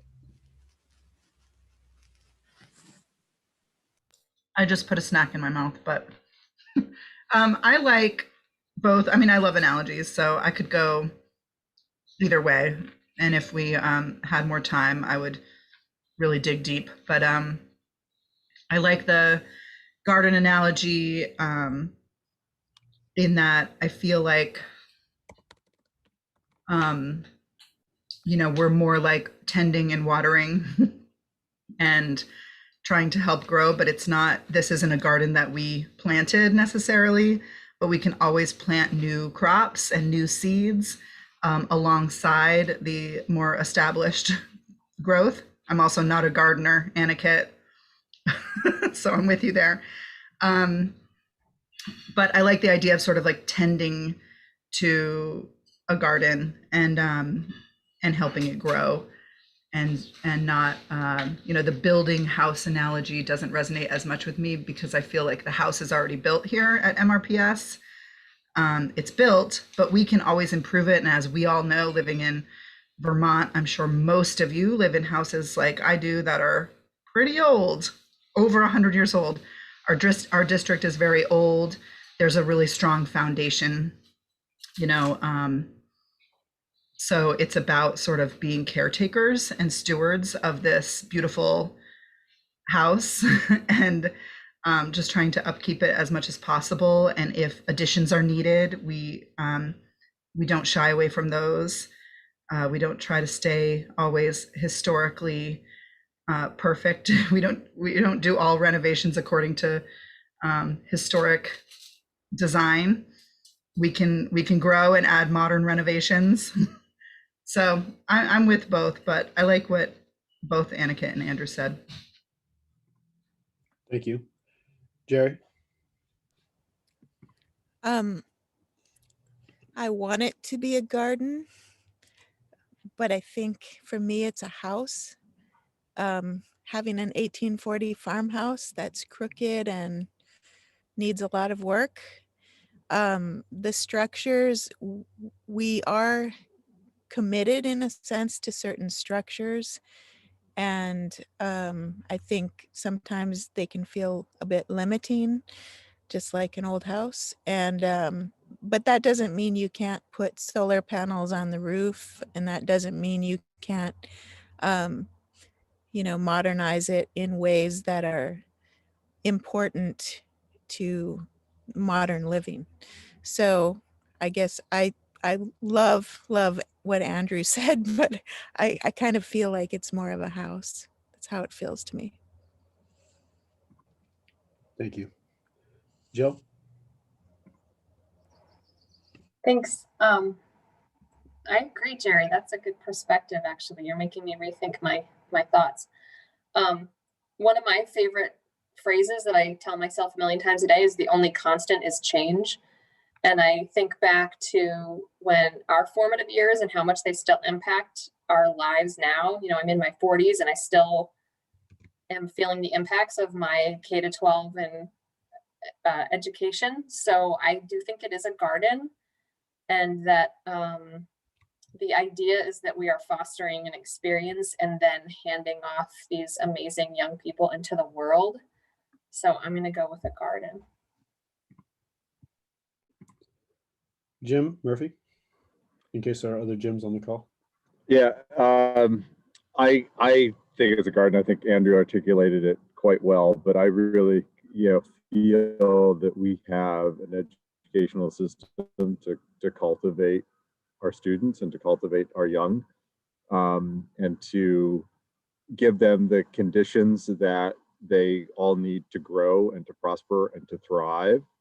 And like a garden, you know, you've got your tomatoes and your peppers and your cucumbers and your carrots. And they all need different conditions to thrive and to grow, and they all need different levels of attention and different inputs. And you know, it's a lot like people needs, and we have to, you know, meet them all. Like we need to meet all the needs of the plants in the garden. And you know, ultimately, unlike a home, which is something that I kind of built, I think, a little for me, and that I intend to stay in forever. You know, the things I cultivate in my garden, I want to go out into the world. I don't want my kids to live with me forever, as much as I love them. You know, and I think of that, you know, that's why we have schools, that's why we have an educational system, to cultivate things that grow, that take off, that thrive on the conditions we give them, but then ultimately, you know, mature and become their own stewards and their own caretakers. Kristen? Similarly to Emma and Jerry, I live in an old, rambling, crooked house. So I kind of took it through the personal filter. I kind of consider my house to be like a Pandora's box. So I went to the garden analogy also, and I kind of immediately went to like the action words that I think about. I am an avid gardener. Most people would say I have a gardening problem. But I went to the action words, like, you know, that we're sowing things, we're seeding things constantly, whether it's, you know, new ideas or projects, and there's like harvesting that happens, you know, within the system, and kids are harvesting knowledge. And I thought a lot about digging in. I know somebody said that in the chat, but it is like, you know, this role in particular feels like a deep digging in to what, you know, to what our schools do and what they mean and how our communities experience them. And then there's also just like the weeding out. There's this like constant kind of prioritizing that has to happen, and you know, out with the old and in with the new. And you know, fertilizing, I was like, budget, we fertilize things, you know, you bring you know, the fertilizer in to make new priorities expand and grow.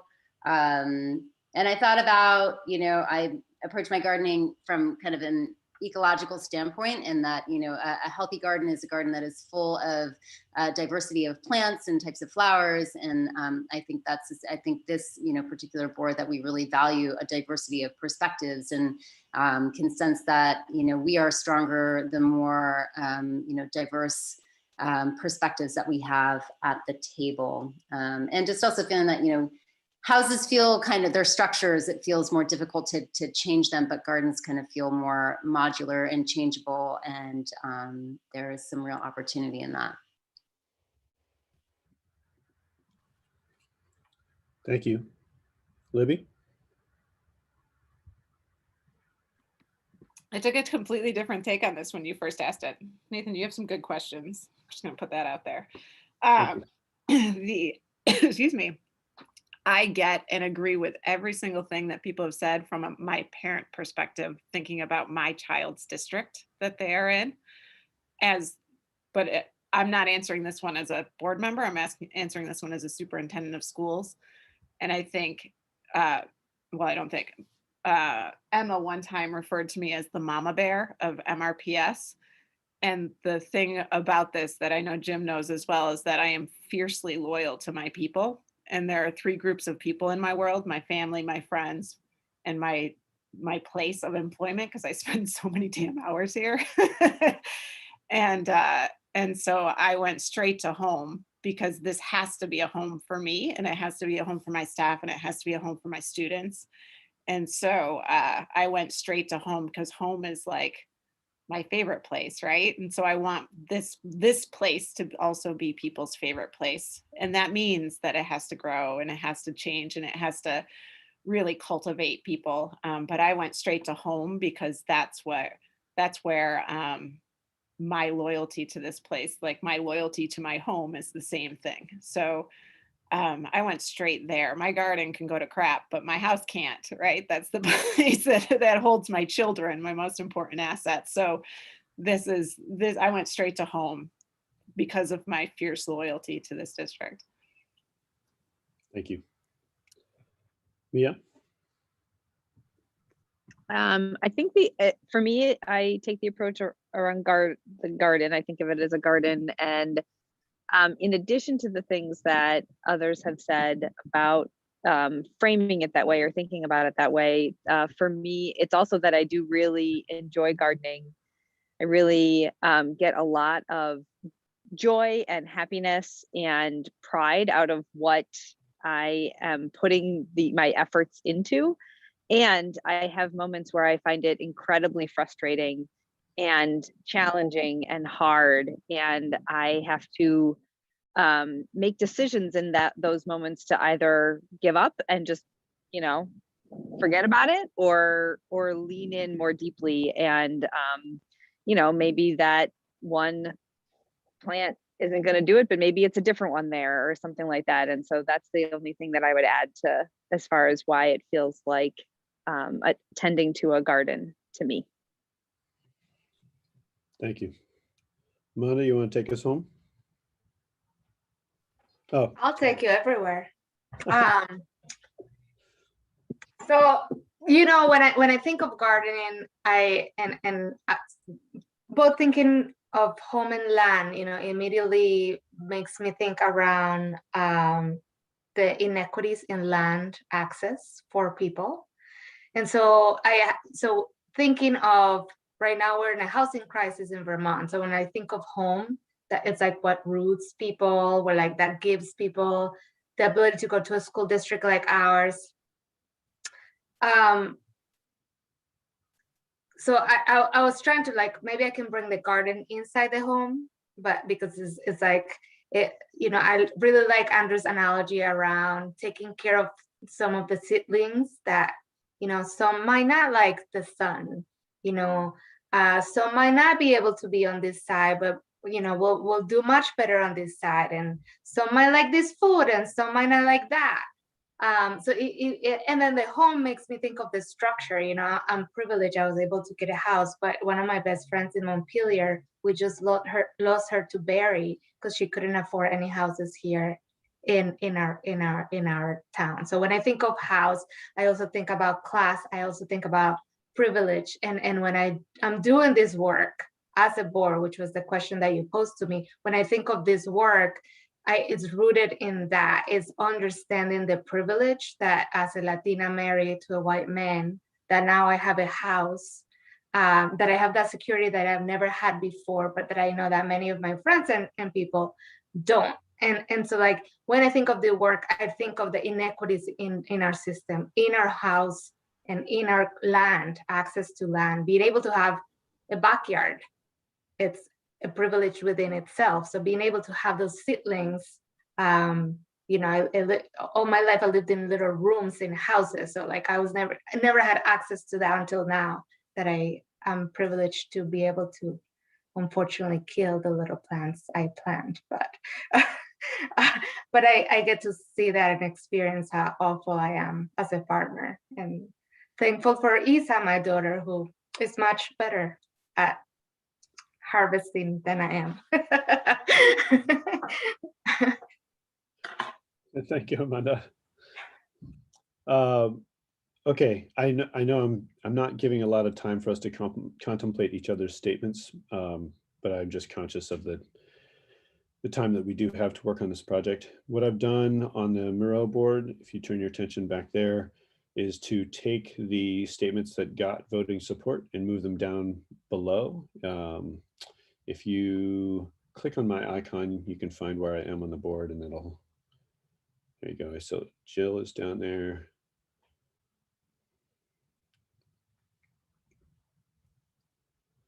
So this is we have 11 that got any votes at all. And we have some that got a lot of strong support, and some that are sort of in the middle, and a few that are lagging in support.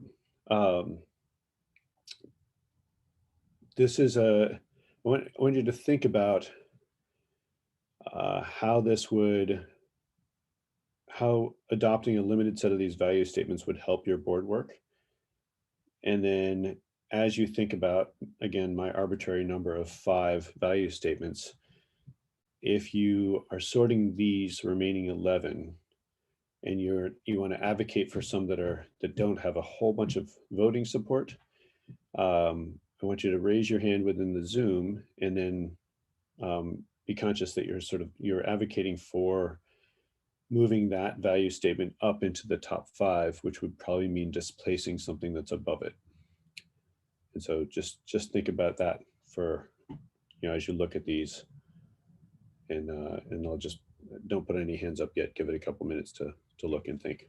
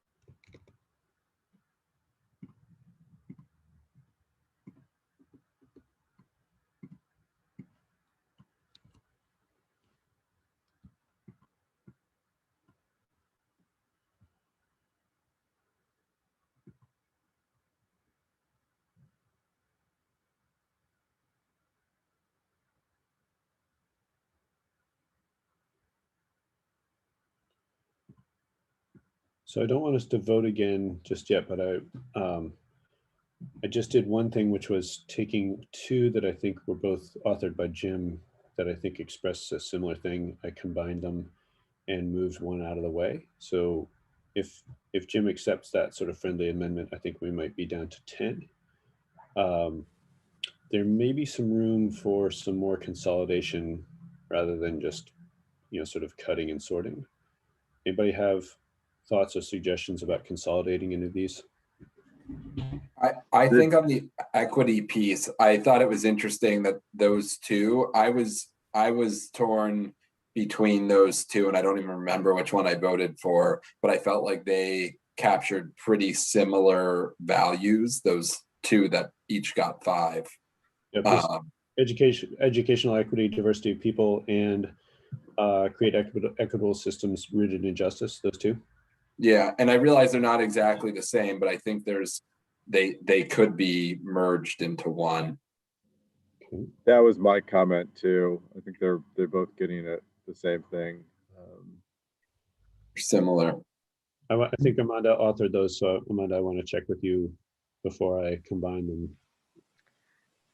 I think, Libby, did you take the diversity of people, thoughts of cultures that make us stronger from the equity committee? Mm-hmm. Yeah, I pulled that from there. I always think with equity statements, and this is going against some of these statements, but shorter is better, shorter is stronger. And so can we say things succinctly and still get the idea across? Yeah, that's my thought too. And also, I mean, a lot of the specific terms around equity are, evolving. So I think the more we can capture concepts that aren't term dependent, the more durable it will be. So before we get too deep into wordsmithing, I want to state that I don't think any one of these is ready for sort of, aside from the fact that this is a public meeting, I'm not sure that any one of these is ready for the website. And so I want to, what I'm trying to capture is sort of the core sentiment in your hearts, and are we getting close? And so with that in mind, I don't mind making the equity one kind of big right now with the understanding that it'll get refined, but I only want to do that with everybody's consent.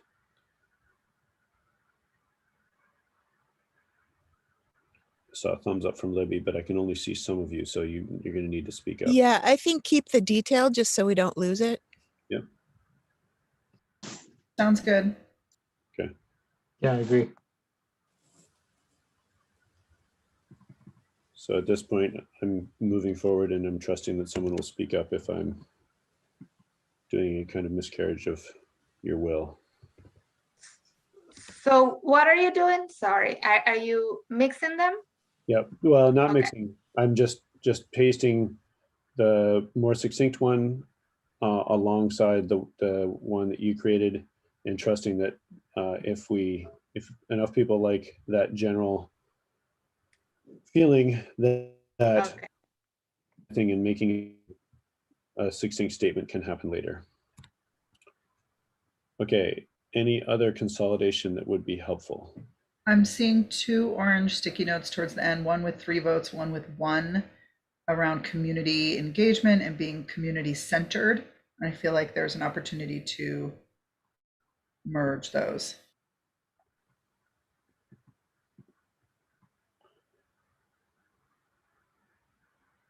So if I just paste those together for right now, can we start with that and trust that we can solve the wordsmithing later? Sounds good. Just to be transparent, that's the royal we, because there's not going to be that kind of time later today. So, Right. all right. So now, I think we can put this collaborative in that one too. the community one. This collaborative was strive together as stakeholder in collaboration. It's like committed to community engagement, community center. Yeah, I see that too. It's like the collaboration is is kind of like the avenue of sorts. Yeah. All right, let's try that. So this is good. I think. We're getting close. What do we have here? So that's 7. I want to go back to one comment you made, Nathan. Please. You say something about if gyms approve. Yeah. Was it? So this is like brings me back to like, you know, collaboration and actively shared leadership, which didn't make it into this thing. But so was it that Jim picked the 9 values that we needed to work on? Okay. No, earlier, just in the last, say, 15 minutes, there were 2 things that had gotten 4 votes each that both came from the rectangle he was working on, and he had authored those. And I wanted to combine them, but I felt like I wasn't the author. I see. Okay. So the same way that when I was talking with you and Libby about the equity statements, I wouldn't have felt comfortable combining those without you giving consent. I appreciate that. You see, I'm projecting. I think there might be another, I think this, I'm going to go with Grello because, you know, we talked about this purple one being mauve. So this is Grello here. And I think the Grello one could be merged with this top one about strategic aligning school resources in transparent ways. Strategic goal-driven process to propel our district forward. I think those could be merged.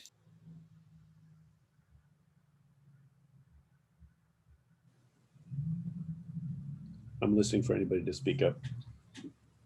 I wrote the one in Grello, and I think what I was trying to capture in that was that particular box seemed to was identifying kind of, I guess, that we value and see the need for clear goal setting and vision setting. So I have to toggle back and forth. So, and I think that it seemed to also convey that we want some invitation or element of accountability, or that strategy making would create opportunities for accountability, that if we have a clear strategy that's coming out, then we can kind of come back to it to see that if we're on track with our work. So I think there's like some consistency in strategy, but I see that top one kind of having to do especially with around funding and the use of financial resources. So I guess I feel like they're a little bit different in terms of intent. Mm-hmm.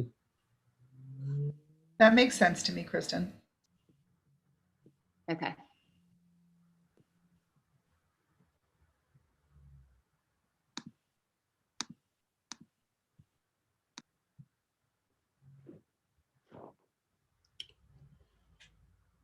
Can I suggest, sorry, can I suggest that this piece around that we believe that we're accountable to the community we serve could also be included into the community engagement piece?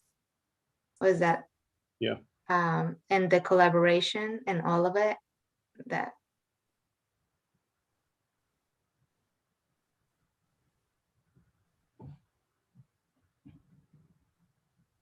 I'm just being quiet because I'm reading and I'm waiting for you all to speak. So. Yeah, just FYI, I've got you on the phone. But I need to run my daughter somewhere unexpectedly, but I will have you with me and be listening, and should be quick. Thanks. Amanda, I think what I hear you saying is add it to that big yellow sticky, but not cut it from the Grello one, right? Yeah. Yeah, I would support that, because it's the accountability piece, I think, that keeps us truly community centered and collaborative with the community. Can one of you just scribe that in there in a way that feels right? I can do it. I mean, we're not wordsmithing, so I just copy and paste, right? That's fine with me. Find a way to make that.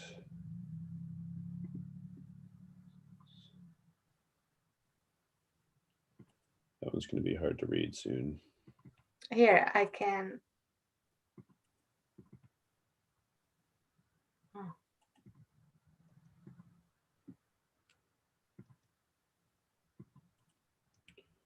We're just removing the tag, which makes it a little bit more legible.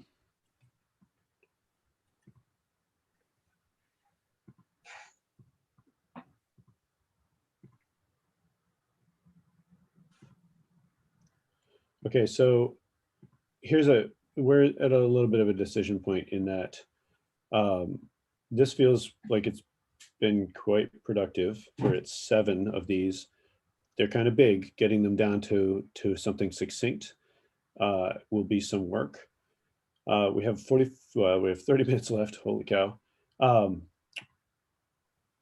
think it might be useful to move over to goal setting, but that I don't want to make that decision. You know, we can either push this process forward further on the values piece, or we can turn our attention to goal setting and other things. If you feel like you guys can manage some goal setting either on your own, or we get to do some other work together in the future, then we can stick with this. Of course, the chair is now in his car, so. Yeah, I mean, I think with 30 minutes, I think the goals flow from the values. So maybe let's stay on the values, and I think that can guide a later goals discussion. Like, we don't know when to base those goals off of. I think the goals will flip from the values. So let's spend time on the values and goal easier. I don't know if others feel differently, but that's my thought. I think it sounds like you were hit with a tranquilizer, Jim. I may have been. But I got the gist of what you said anyway. Stick with the values. Keep pushing on values. Great. Yeah. I agree. I have, yes, sorry. If we're gonna stick with the values, I have things to say. I think we should stick with the values. as well. Does everybody feel good about that? How does everybody feel on that I front? support that. Yeah. I agree. I'm seeing thumbs I'm up. good with that too. Jill's about to say something. I do think it's helpful to have a facilitator with the goals too. But I think we're rolling, and so we should keep going. And I think Jim's right. We can't hop over finishing the values to get to the goals. So. Great. Yeah, and we might have some room to, you know, bring Nathan back to talk about goals, you know, at a near meeting without having to do another retreat thing. So we can put that in a parking lot. And so I'm just starting a queue. I've got Amanda who's got some comments. This is a good time to just breathe for a minute and then sort of talk about this, because it's at this inflection point. If anybody else wants to type in or add themselves to the list, just raise your hand on Zoom and I'll notice that. And then Amanda, please go ahead. I have to Google disinflection, but I new word for me. So in the disinflection space, I don't think I'm using it the right way, but I'll just try. So I think this is great. I think that one value conversation that I don't see captured here is how we value each other, like how we interact with each other. That I think is really important because we are, you know, new to each other in many things. And so I'm not sure if that was captured here. I don't kind of see it capture that in a way. And I also wanna ask about relationship. So I know that Libby said when you were talking about the home and the and how you protect your staff, I'm trying to understand the way that we see each other, like our relationship together as superintendent and board, and how that it's kind of missing as a value in the conversation. Like I saw that work in what was it Mia and Jill did in the purple, around like honesty and like things, but that didn't make it down, right? So those are my thoughts.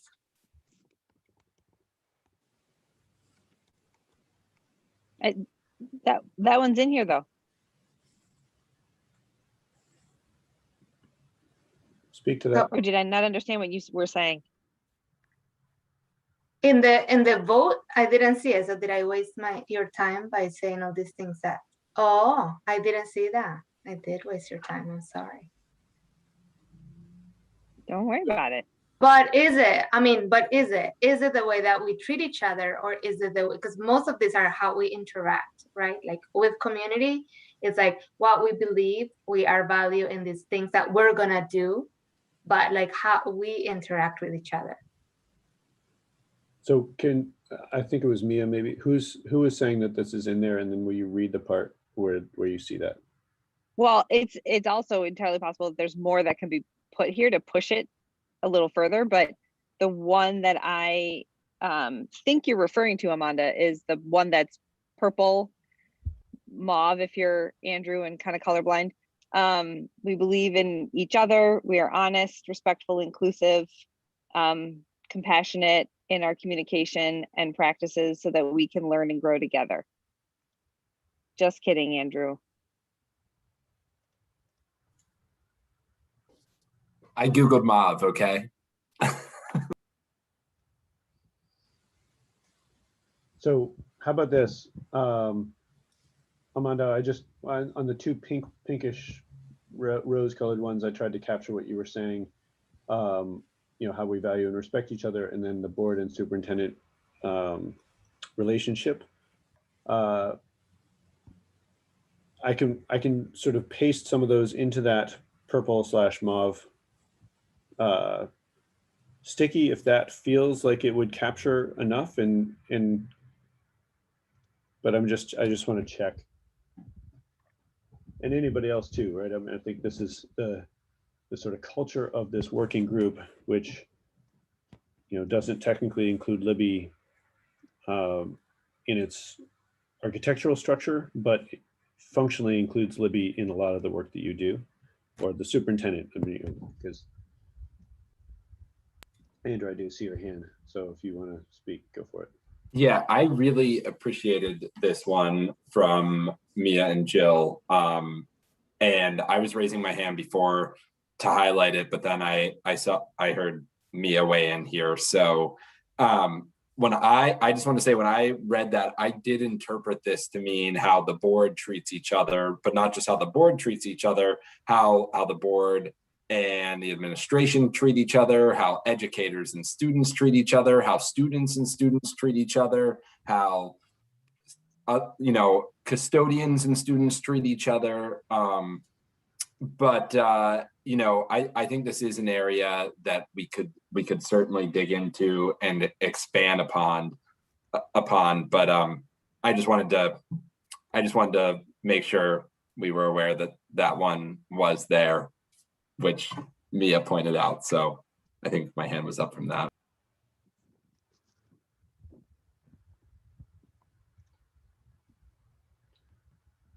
I want to put my vote in one for that could be considered magenta. And I, but I also initially read that, and I guess this is like a context question a little bit, Nathan, that, you know, are we writing these in terms of like really board values, or are we trying to craft something that is specific like for our like district at large, or are these like specific to us? Because I think I read that one in particular. I guess I hoped that had been, and it resonated with me that one was written in thinking about us as a board. So kind of echoing a little bit of what Andrew said, plus the magenta. Yes, but that's a great question, Mia. I see you there. Do you want to respond to that, Mia, or should I speak? Yeah, I'll just share my thought on it. I'm not sure it's the answer to Kristen's question, but my thought on it is that as the board, I think it's both, because I think as the board, we lead by example within the district.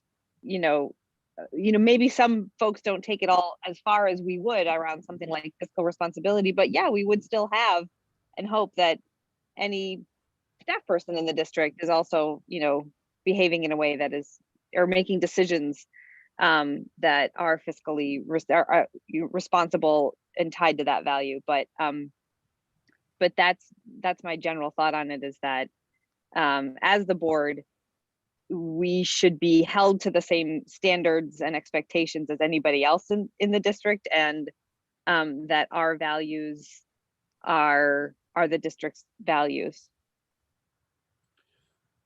I think that's well said. I mean, I think that there's a process note here, right? On the one hand, you as the board are responsible for the vision and arguably the values of the district, right? I think that's squarely in your job. I see Libby nodding, not quite vigorously, but she's right there. And so, you know, the process note is that this, aside from the school safety committee, which did have community input, right? This moment where we're sort of sorting and voting and refining, there's not community engagement in this moment, right? So there's a risk, there's a process risk from my perspective, and as you know, somebody who cares about community engagement. On the other hand, you are elected by the folks in our district to represent them, and so that is, I think this is squarely within your work, and these are not going to be etched in stone, right? These are things that can be revised, and in fact, they're not even finished now. So I think yes to all those things: board and administration, students and staff, and I think you want, you know, in the training we did last week, there was some mention of people feeling safe on the board, speaking on the board, making sure that community members feel safe. And so this is the one that's what I'm calling purple, right? Is that anybody should be able to point to that and say, hey, this is one of our values, and what just happened didn't feel respectful to me. Can we talk about it? Or something like that, right? The power of good value statements is that they they're like, wait, why? That didn't feel quite right. Oh, I can look over here and there's this tool. I'm going to use this tool and I'm going to use the tool to address what just happened.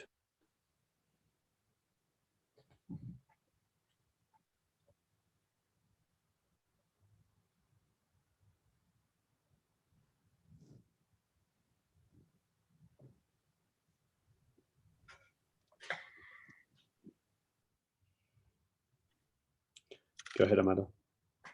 Thanks. So yes.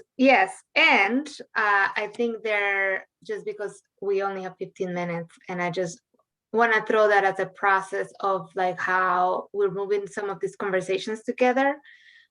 Other things that I've seen in value statement is like making sure that we are doing some like how to do some of these things. So what happens? Yes, we believe in each other. We're honest, respectful, inclusive, and compassionate. And what happens when that is broken? You know, like how do we deal with it? And so dealing with it is also, you know, a way of being like, and when that happens, we will use transformative justice tools to get us there, you know, whatever that means. Because I think that having value statements is just like by having them without adding tools for it when things are broken, it's, you know, it just makes us just have statements and that's it. So I think that we do, I mean, ideally those goals will be like, we do, if we are going to say that we believe strategically and aligning school resources in transparent ways, what does transparent ways mean? You know, what does that mean? So I think that's part of our work. It's like, yeah, what does it mean to be transparent? What does it mean to be accessible to our communities? What does it mean to be accountable to our communities? Because that's the meat of this work. It's like, let's break that down. I think that's very well spoken.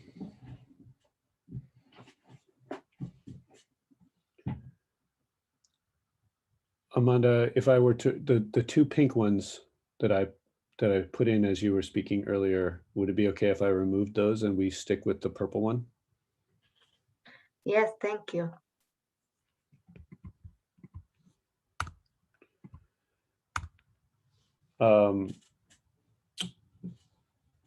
So we have, I'm just going to read from left to right and top to bottom. Strategically using resources for sustainable outcomes, honest, respectful, inclusive, compassionate,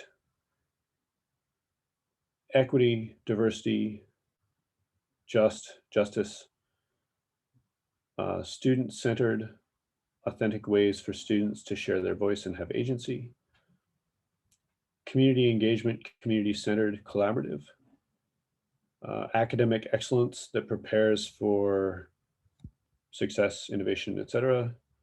And then strategic, goal-driven process to propel the district vision forward, accountable to the communities we serve.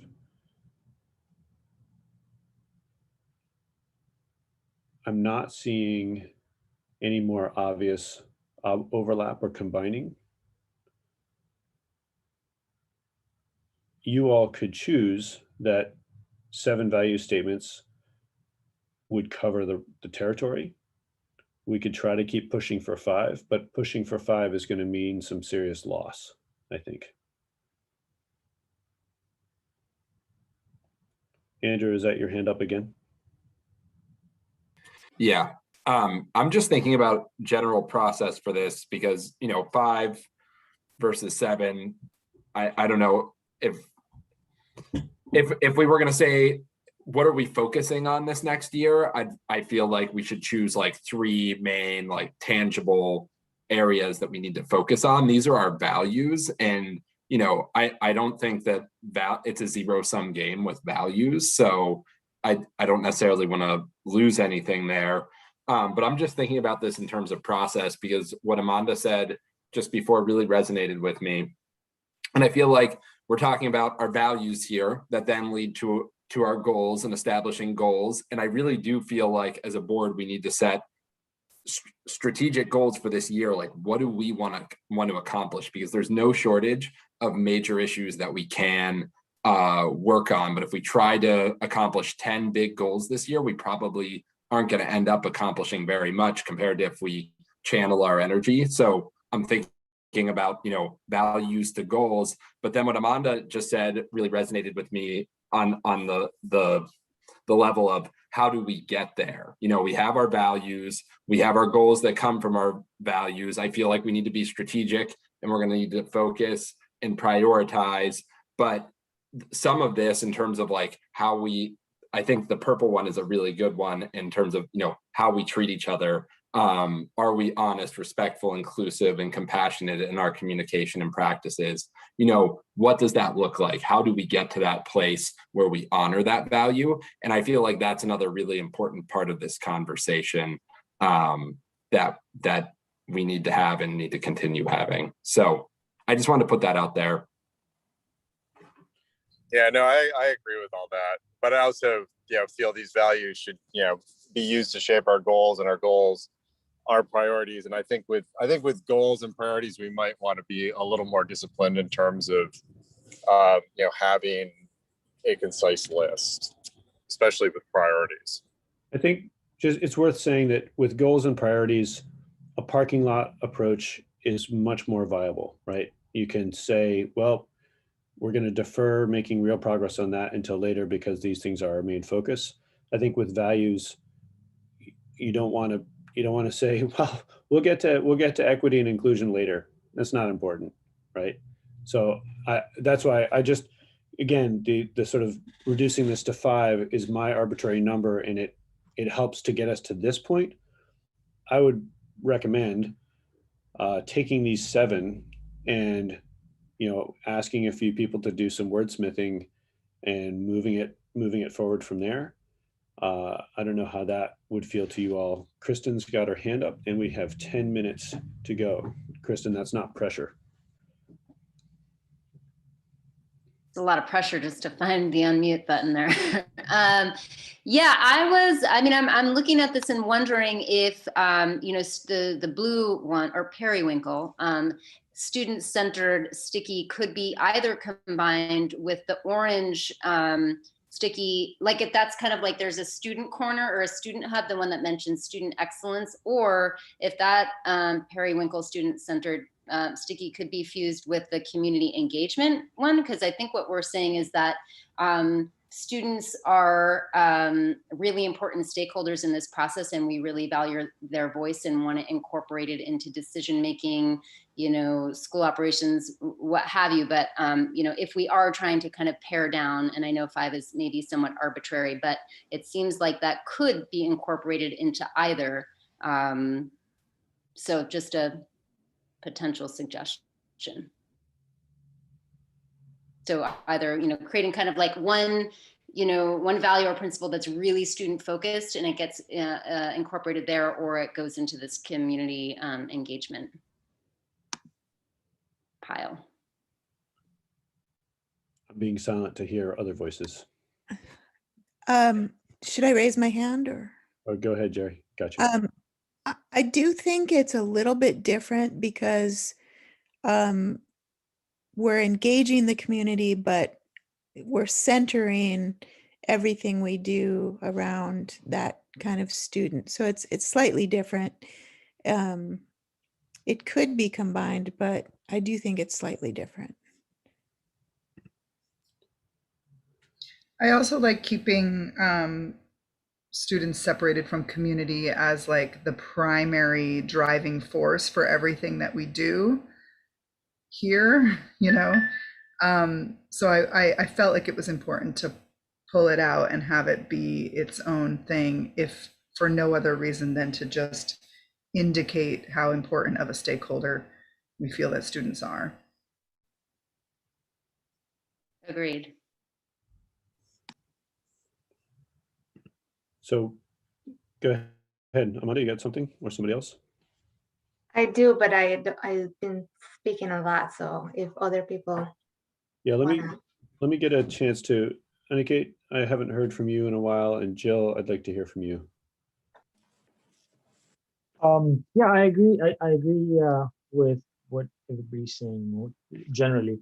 I do agree that the student-centric conveys a different meaning, at least in my opinion, than the community engagement. Community can be engaged to have a student-centric approach. So there's two different values. The one point I'd like to make is yeah, I don't think we should go down in the values we have all talked about and discussed all these things that are important that we feel are important to us as board members and as a district. These values are going to drive our goals, and that's going to drive our priorities. Of course, I agree with Jim and Andrew that we need to set priorities, and we need to we need to come up with a set of goals that are for next year that we can concentrate on.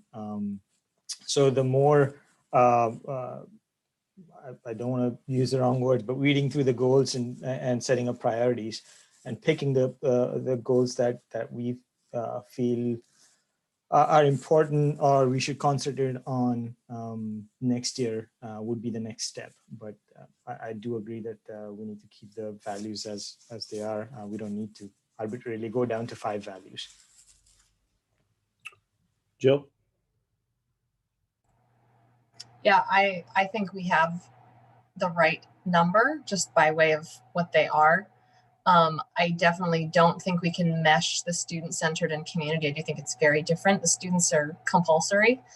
And other than voting, the community can choose to be involved or not, or reflect their values or not. And we have to be proactive in reaching out to them. I really like these. And I think thinking ahead towards goals, I want the flavor of these values to be the lens through which we look at those goals. And I think we've captured it pretty well, frankly.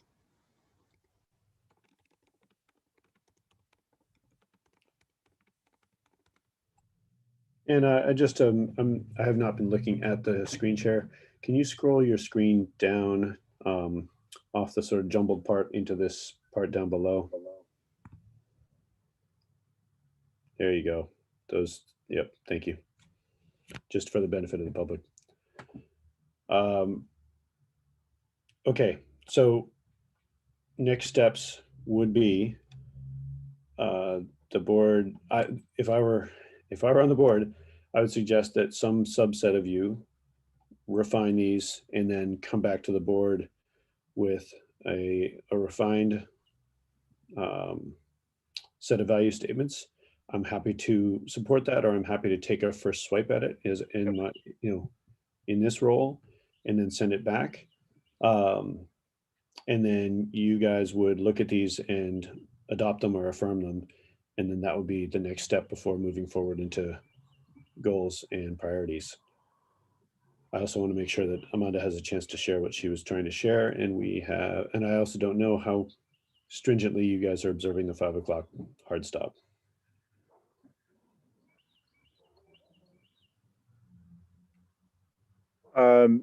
Amanda, you're muted. Go ahead, Jim, and then Amanda needs a turn. I was going to talk on time. I think as close to 5 as possible would be good. I know that I think we're at a semi-decent wrapping up place, and I think your next steps make a lot of sense to yeah, either if you want to take a first stab, and then we can, I don't know which maybe policy committee tasked with further revising from there. And then I think we can use these draft values until they're perfect to start working on goals and priorities kind of at our next meeting, which I think we need to do, particularly new sooner rather than later. I think we can start the goals and priorities process from these 7 values before we get the wording on these 7 values as precise as we want it to be. Great. Amanda? I do agree we need a facilitator for that. I would just say that, equity has its name in all of these things, that, that's kind of like the frame we're talking about, strategic and aligning school resources for equitable outcomes. And that all of it requires collaboration. So I know people are short on time, so I'm not gonna go into detail into all the like vision that I had, because I think everything's connected, and there's some right now, there's just like, if we use the words, it's like the how to get there. Like we believe in creating equitable systems that are rooted in justice, and how we get there is ensuring that we have community engagement from parents and students and like the community at large, right? Like that is just like that. These are some of these are values, but are also tools to get us to this bigger picture around equity, around academic excellence, and around the strategic goals. It's like that's how it aligns. It's not collaboration. Collaboration is but the rest are like the tools. How do we hear from? Thank you, Amanda. We have 1 minute left. If anyone has anything to share, we don't have time for a closing. I hope I get to keep working with you on this, and I think this has been, to my mind, quite productive. Thank you. And yeah, no, thank you. I'm just, do you want to take a stab at massaging this language, and then I think that's a thing I can do, you and pass it along to. Yeah. Yep, that's fine. Jim, I think you Yeah. need Awesome. I think we do need a formal motion to adjourn. Yeah. Do I have one? This is Mia. I move to adjourn. I second it.